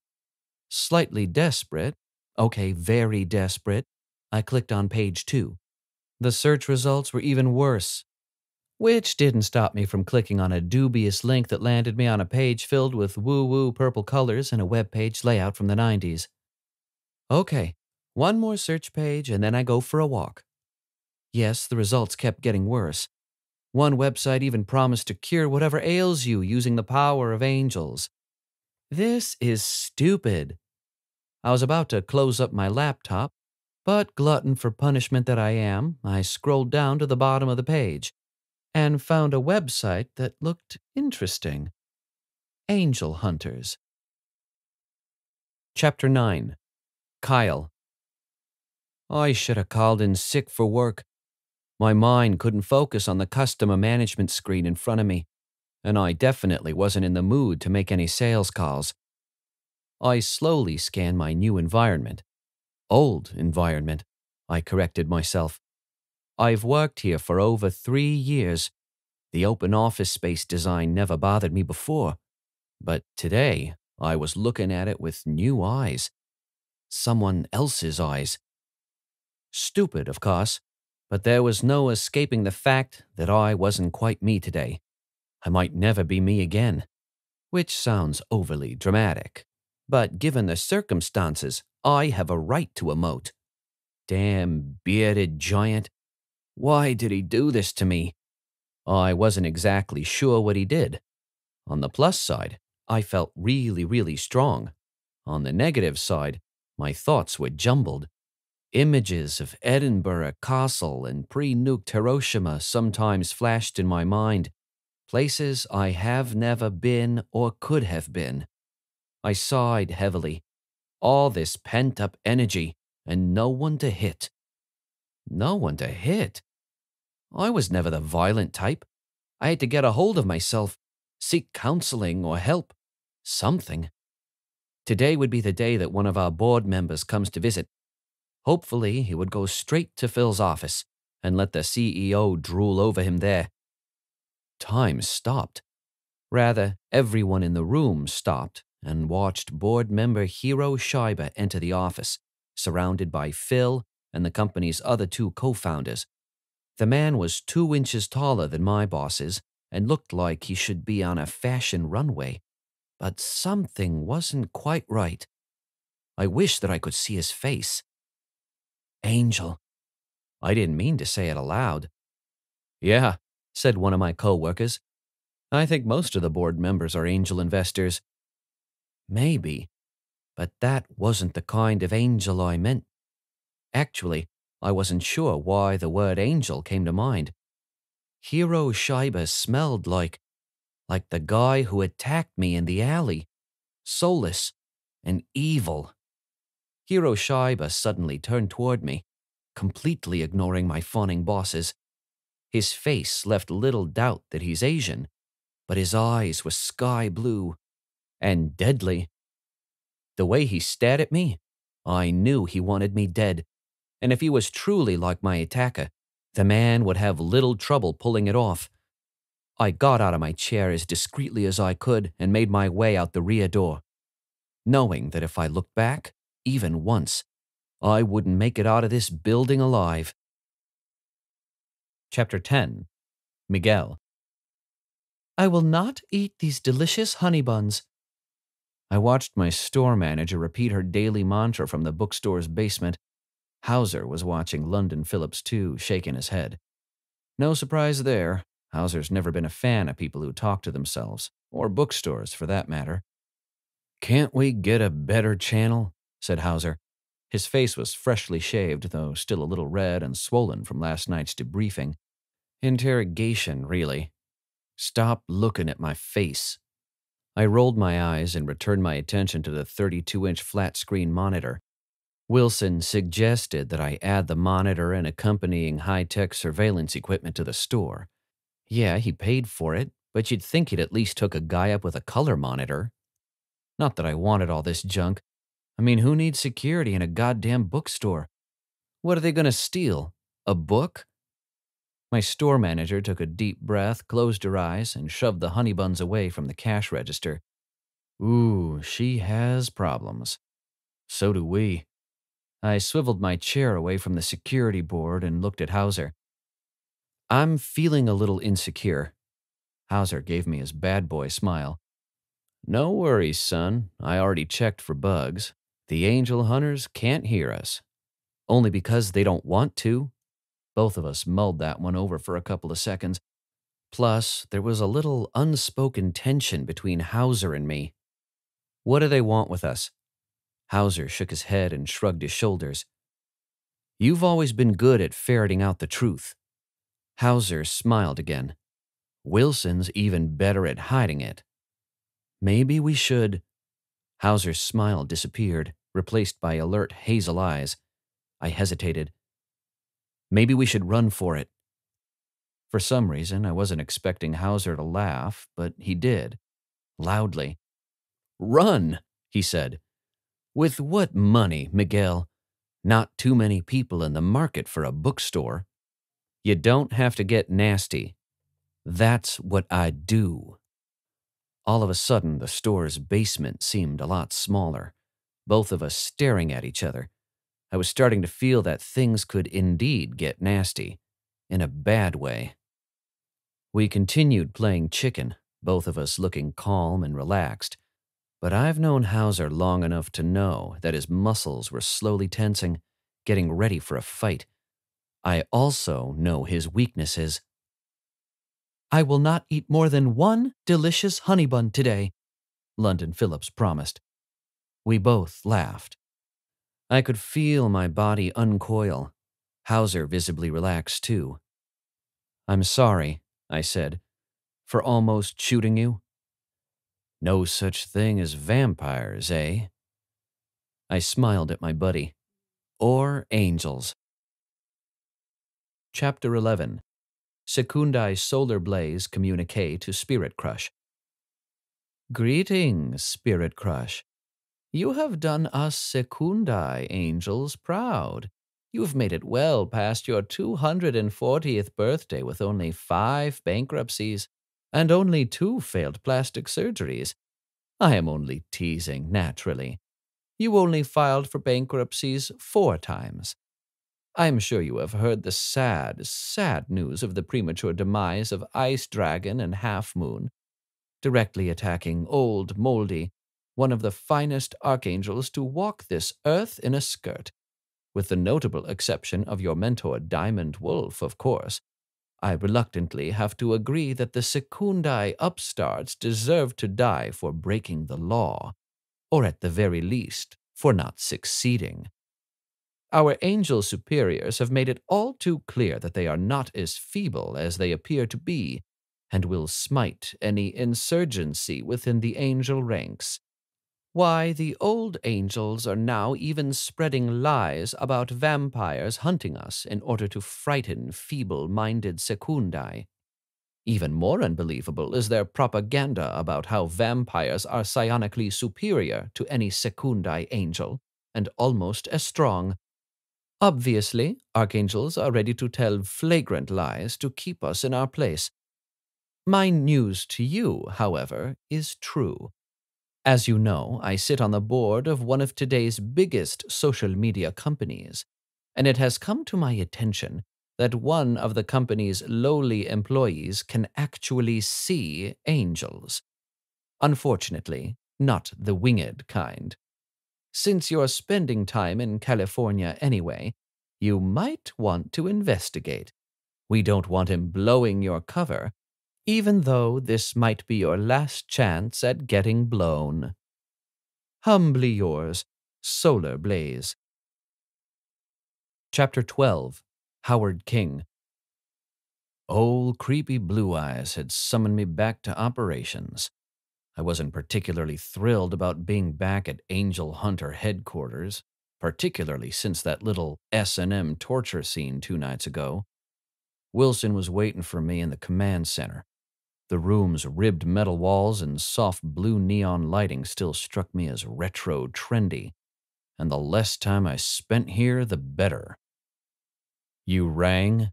I said as I passed the room's 2.5 rows of metal desks, all of them manned by hunters in retro trendy black jumpsuits and silvery laptops. Wilson kept his back to me.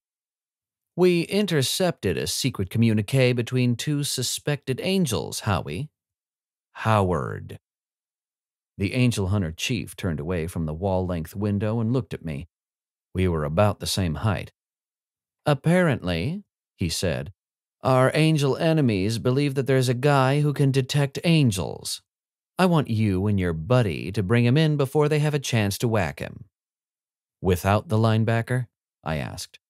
Wilson's fleshy lips parted into a smile. "Trennan? Yep, he'll definitely be there, making sure that everything goes smoothly." "Like last time?" I said, letting just enough sarcasm drip. "Why didn't you have your linebacker brief me?" "Quality time, Howie."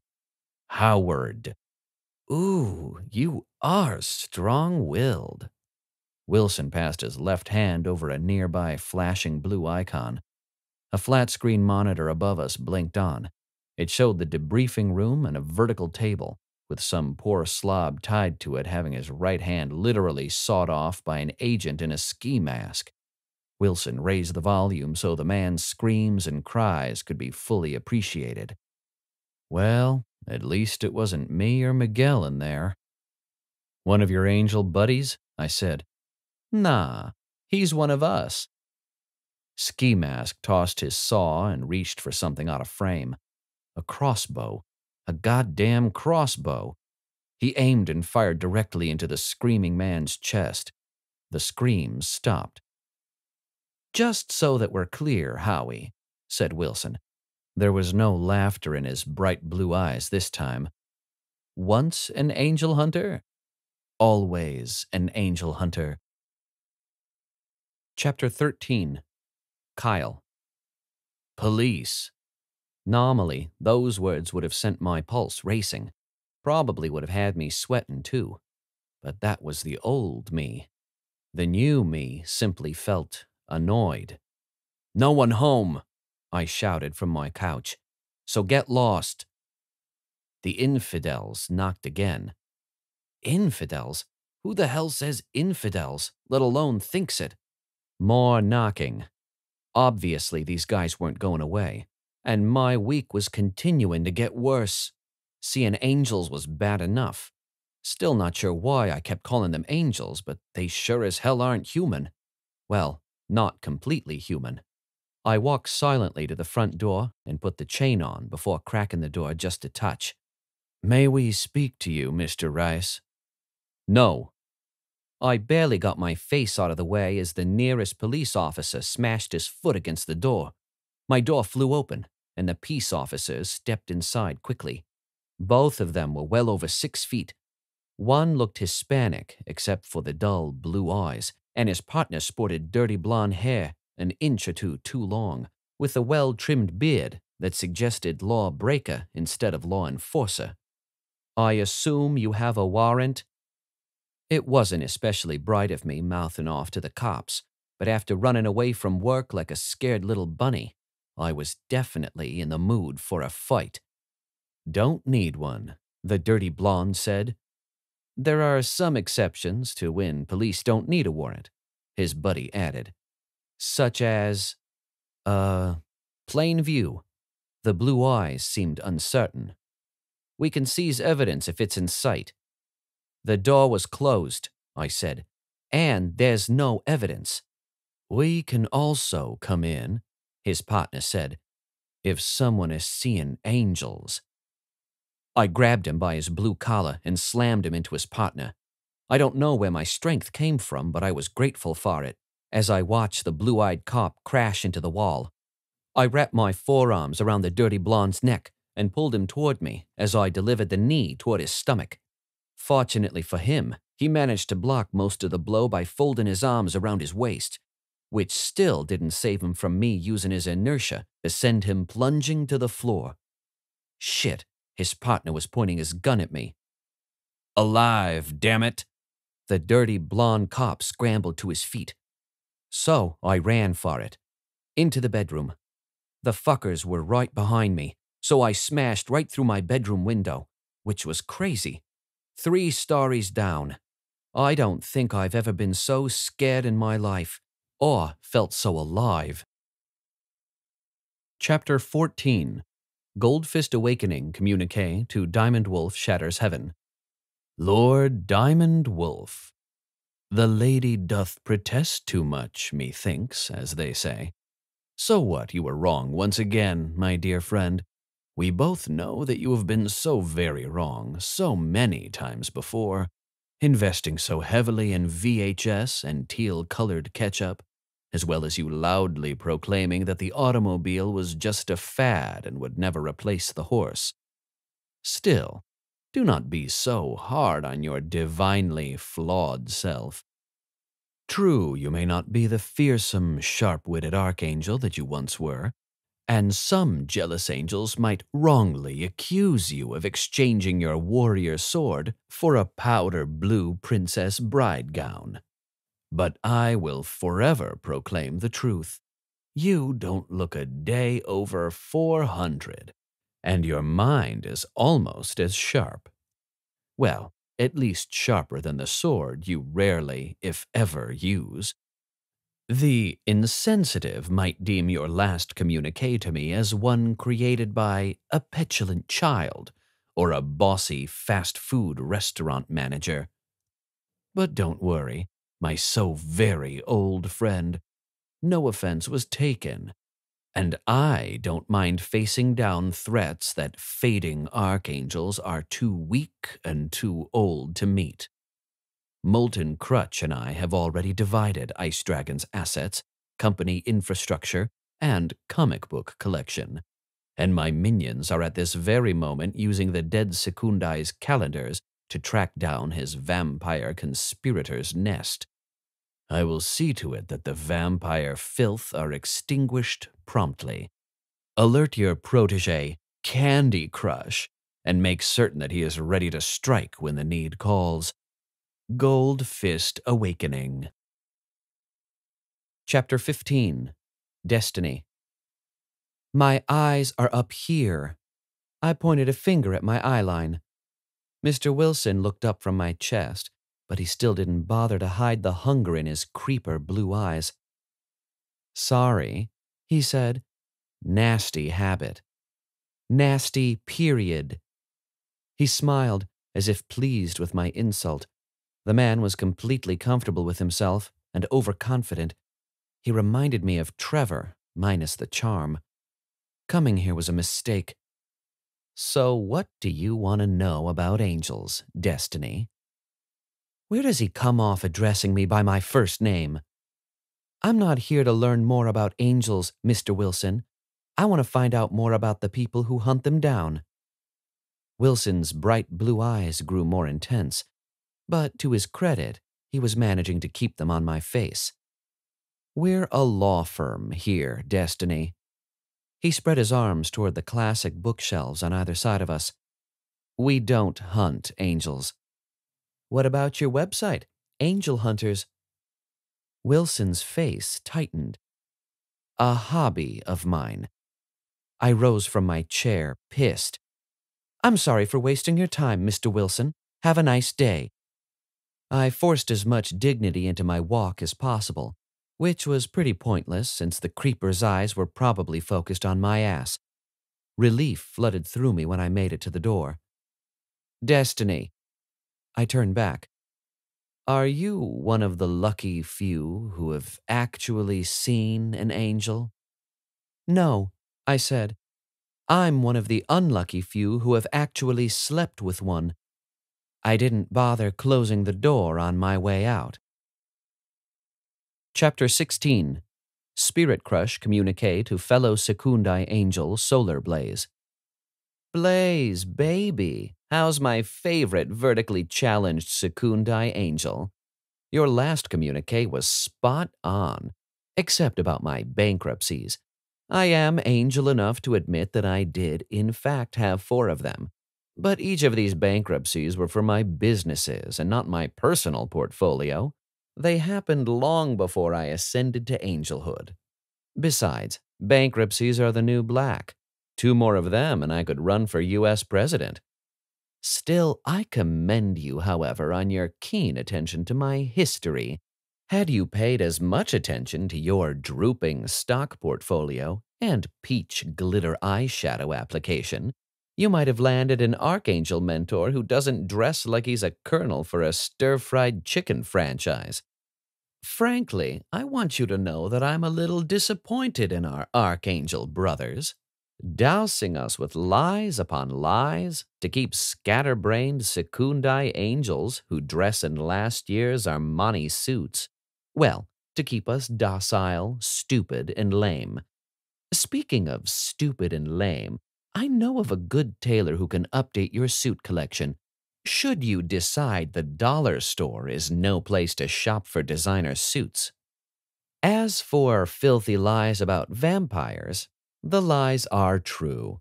This time, I was unfortunate enough to recently run into a vampire, and it wasn't pretty. Do not fear for my safety.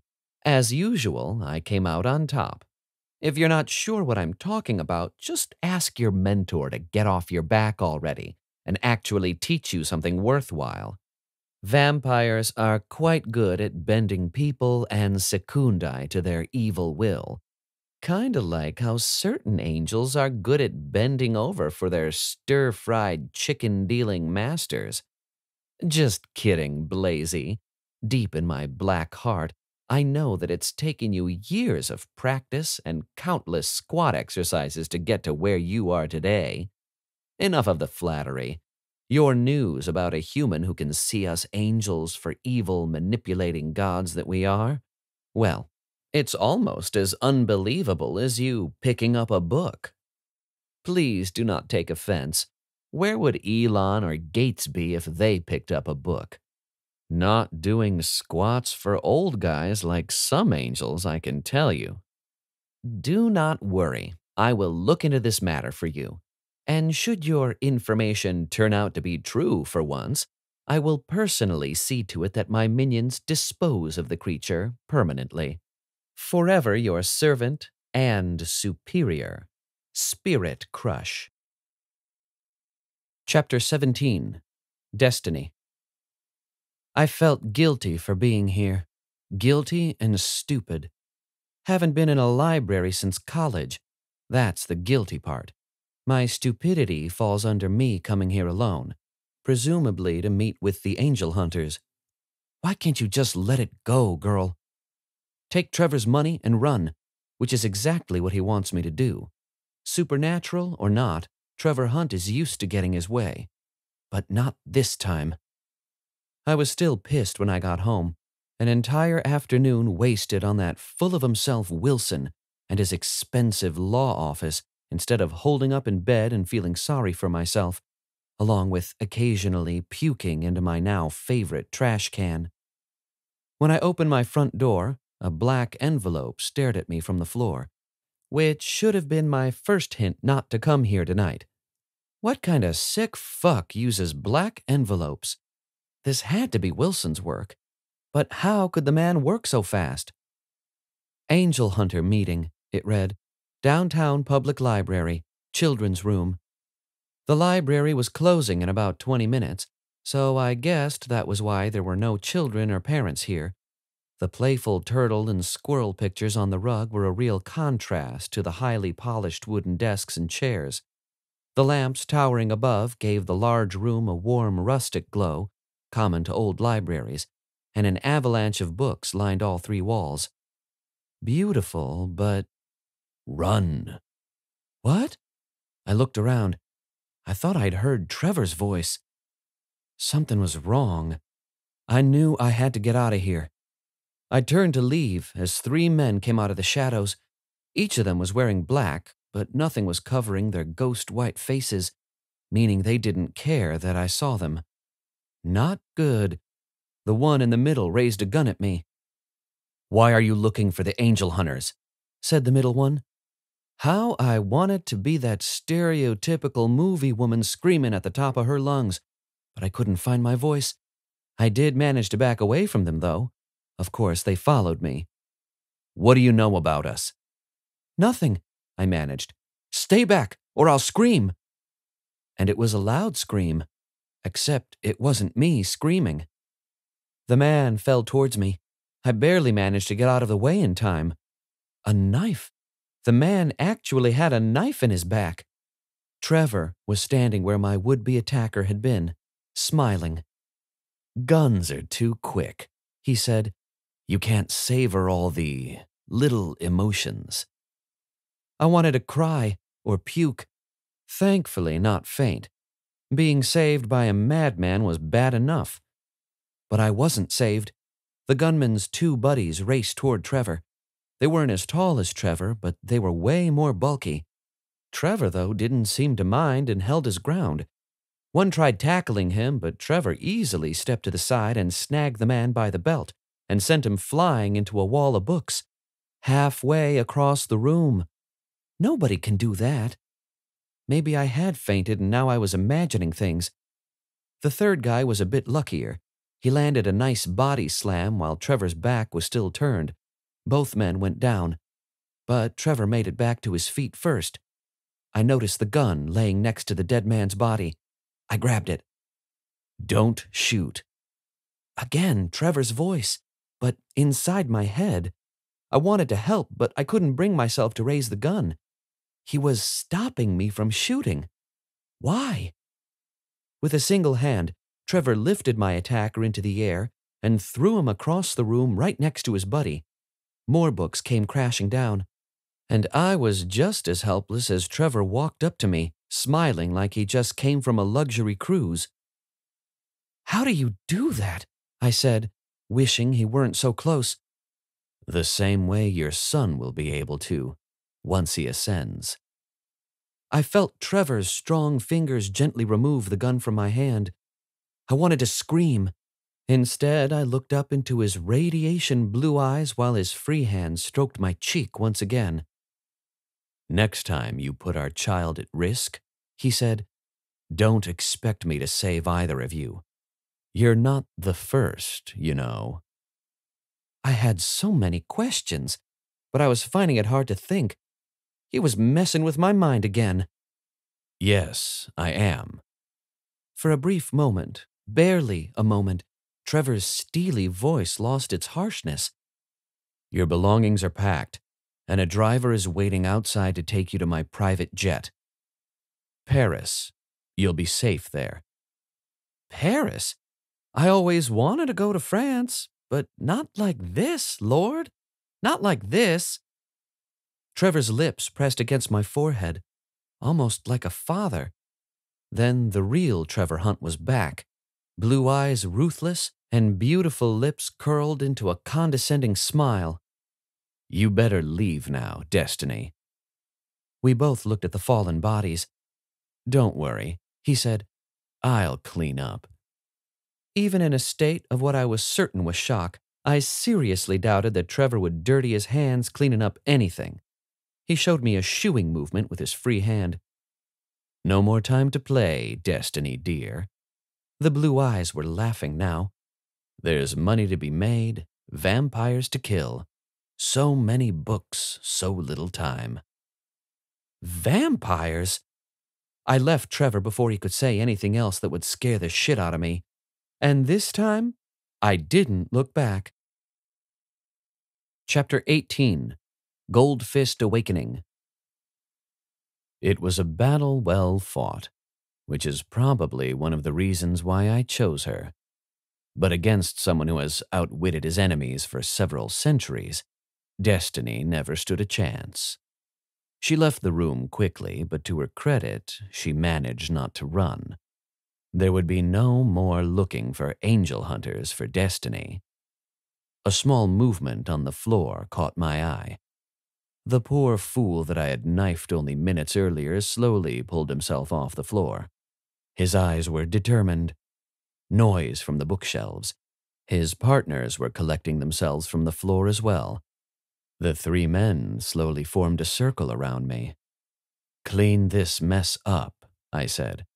Then you will return to your homes and forget everything. My minions nodded in unison and started heading back to the bookshelves. I pulled the prop knife from first minion's back as he brushed past me, tempted to stab him again, but with a real knife. His acting was so over the top. No, dear Destiny, against me, no one stands a chance of winning. Chapter 19. Kyle. It was easy getting lost in the city. They would never find me now. Resisting the urge to stop at a bar for a tasty craft beer, however, was proving more challenging. Any beer, really. But somehow, I knew that stopping right now could put me into a compromising situation. I had to keep moving. But where? Lots of neon signs. Too many people out at night. Traffic. I half wished that those two cops would find me. It really did feel good smacking them around. Pseudo-cops, I reminded myself. Not sure who they were.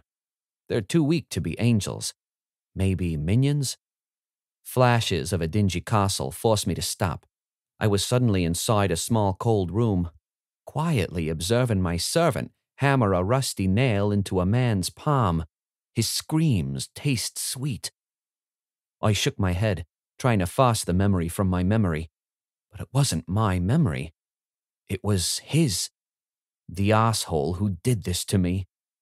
He's the one forcing me to find his god something. I wasn't sure what. A huge beggar limped toward me. I waved him away, feeling slightly guilty. Not because he's black, I told myself. Spare some change? Persistent fuck. Time to get moving again. I automatically veered right, away from the man. Even hunched over and concealed in blankets, the beggar looked imposing and healthy enough. Concealed? Two semi-automatic guns were now peeking out of the blankets. The eyes behind them were black and quite steady. No one but TV and movie stars can really shoot two guns at once effectively, so I knew one was just for show. At least, my new dark side knew. I spun around to plunge into street traffic and ran straight into the dirty blonde cop. We both went down hard and rolled into the gutter. I should have felt a stabbing pain in my left shoulder where I had fallen, but it was the other guy who cried out. I kneed him in the stomach, ignoring the blaring car horns and screeching tires, and quickly clawed my way back to my feet. The beggar, without the blankets and hunched over, was well over 6 feet. His 2 guns were pointing at me, one at my head, the other at my crotch. The dirty blonde's partner was next to the big guy, pointing his gun at me too. Shit. Rough hands grabbed my arms and forced them behind my back. Apparently, my fight buddy had recovered. "You know, Mr. Rice," he whispered into my ear, "you're a lousy first date." Chapter 20. Gold Fist Awakening. "You want to work out right now?" The fitness center's receptionist's perky smile faltered slightly. She was also nervous. Understandable, since we just signed up, and my workout attire consisted of my favorite black Italian leather jumpsuit. Moulton had ditched his bland Scottish skirt for blue jeans, accessorized with a sheathed broadsword and pistol. "Buzz us through," I said. "Now." The pretty brown eyes blinked confusion, confirming my suspicions. The vampires had their hooks in her, so my mental suggestions weren't working. Always the impatient one, Moulton stepped in front of me, grabbed the receptionist by her pretty head, and slammed her face into the counter. Messy. The 2 gym rats waiting behind us made a dash for the parking elevators. But there was no escape. Stop. The poor fools slowly fell over themselves in their attempt to obey me. Kill each other by hand. Slowly. I ignored their grunts and whimpers of pain and reached over the dead receptionist and buzzed Moulton and me in. People stared at us, of course, as we made our way past a yoga studio that featured softly lit mirrors and 2 dancing poles. Nice. "Can I give you a tour?" We turned around, casual-like, and were treated to a vision of loveliness. My favorite vampire, in a see-through crimson-red one-piece bathing suit and black cape, smiled at us, like she was absolutely thrilled that we came. I looked down at the 3 pearls that lined her crotch. Impressive. Almost enough to make me wish I were a different kind of angel. "Nice that you shaved for us, dear." Her red smile grew wider. "Stop staring at her goodie basket, Moulton, and do something, Butch."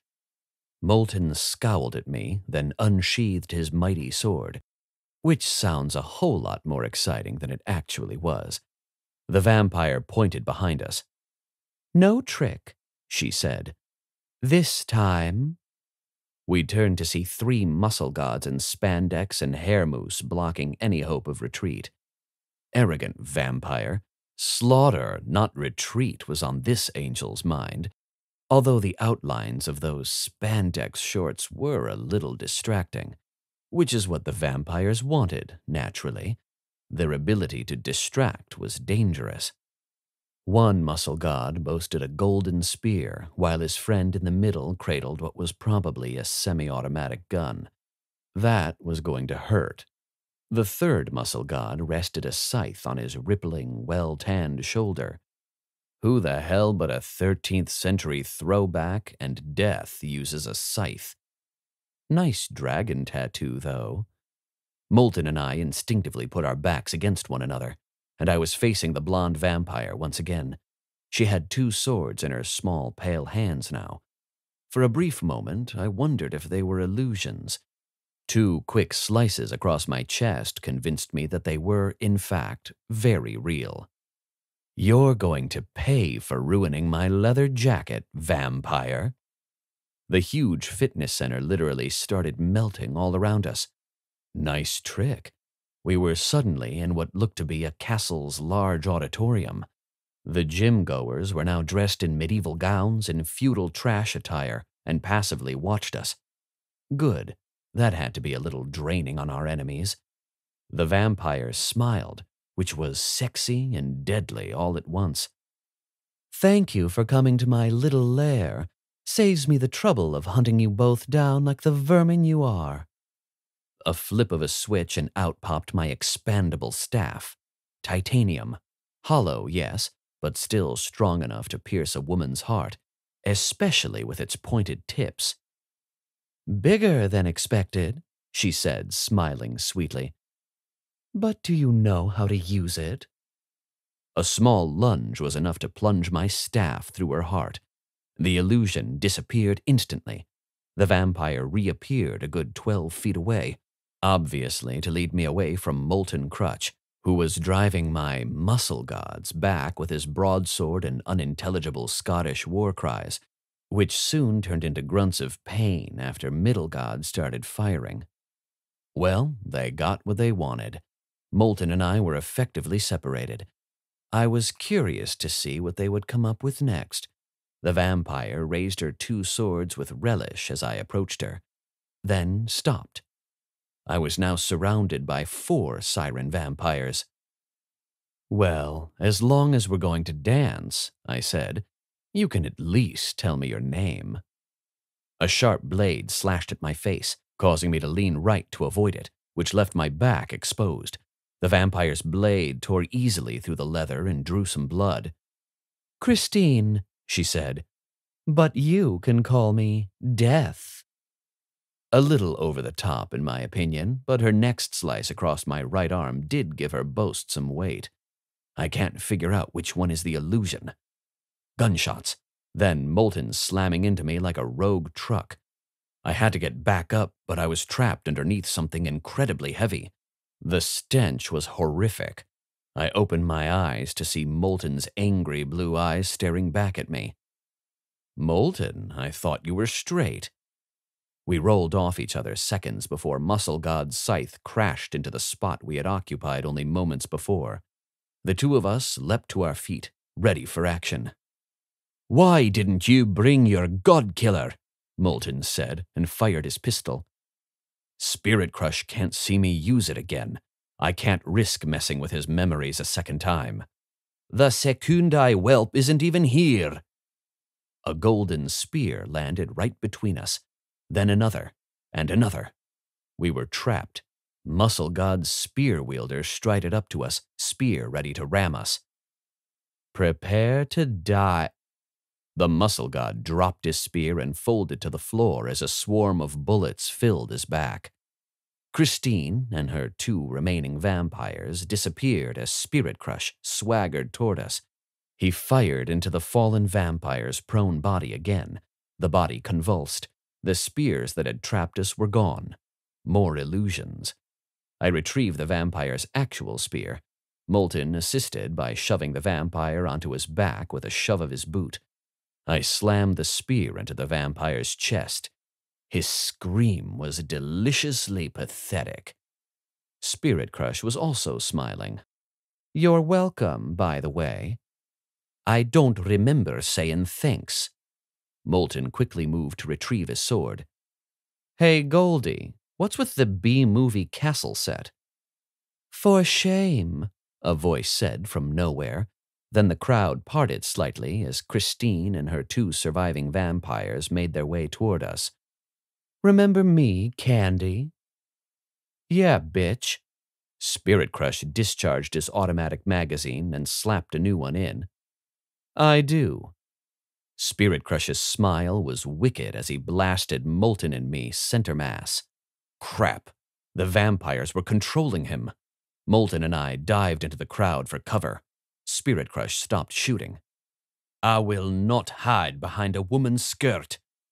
Molten bent down slightly and retrieved a throwing knife from his boot. "Yeah," I said, "but you have no trouble wearing one." Molten pushed an onlooker to the side and threw his knife at Spirit Crush, who cried out in pain. The poor angel was still clutching his bleeding forearm when we walked up to him. Good, he's healing pretty quickly. I looked around. Nothing but the sheepish crowd. Christine and her muscle toys had disappeared again, waiting to strike. "I know this goes against our nature," I said, "but to beat these vampires, we're going to have to try the unthinkable." Molten and Spirit Crush put on their poker faces and waited. "We have to fight as a team." Moulton scowled. Like American football? Yes, I said, but without the sexy uniforms. What? You expect me to fight alongside Secundai scum? Hey, guys, Spirit Crush said as he retrieved his automatic weapon. I can hear you. We're angels first, Moulton. I winked at Spirit Crush. Scum second. Crush wasn't happy about the plan either, but our options were limited. It was easy to see through most of Christine's illusions when we fought back at the loft, but her power was stronger here. True, her link with the muscle gods probably gave her more strength, but not this much. I looked at the crowd of feudal trash. Of course, the vampires were renewing their power by draining the life force from these gym rats. Spirit Crush, I said. Eliminate the crowd. His blue eyes went wide with alarm. You can't be serious, Goldie. Kill all these innocents? Now would be nice. A pleasure. Spirit Crush glowed with evil delight as he started mowing down the crowd like a 1920s gangster. Well, at least he spared us the maniacal laughter. The castle melted away.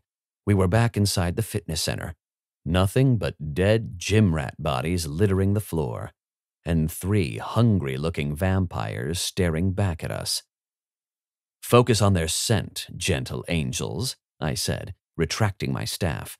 Spirit Crush passed me his spare gun. Christine and her muscle gods raised their weapons too and charged like banshees. In unison, Moulton, Spirit Crush, and I did an about-face and fired for all we were worth at the real vampires, not their pathetic illusions. It wasn't quite a bloodbath, but close enough. All 3 vampires struggled to pick themselves up.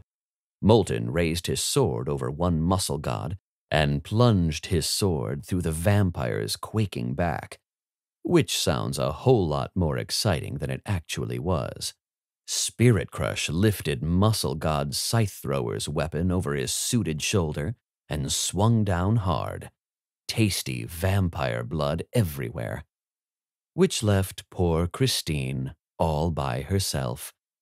I stood above her and readied my noble staff, which was exciting as it sounds. Blood holes all over her face and upper body. Not so beautiful now. Sucks to be you, vampire, I said. Are you sure? She coughed up blood. Alien? Get the final audiobook in the last Alien Standing Trilogy discounted and in a book bundle for a limited time. Click the link in the description for the download.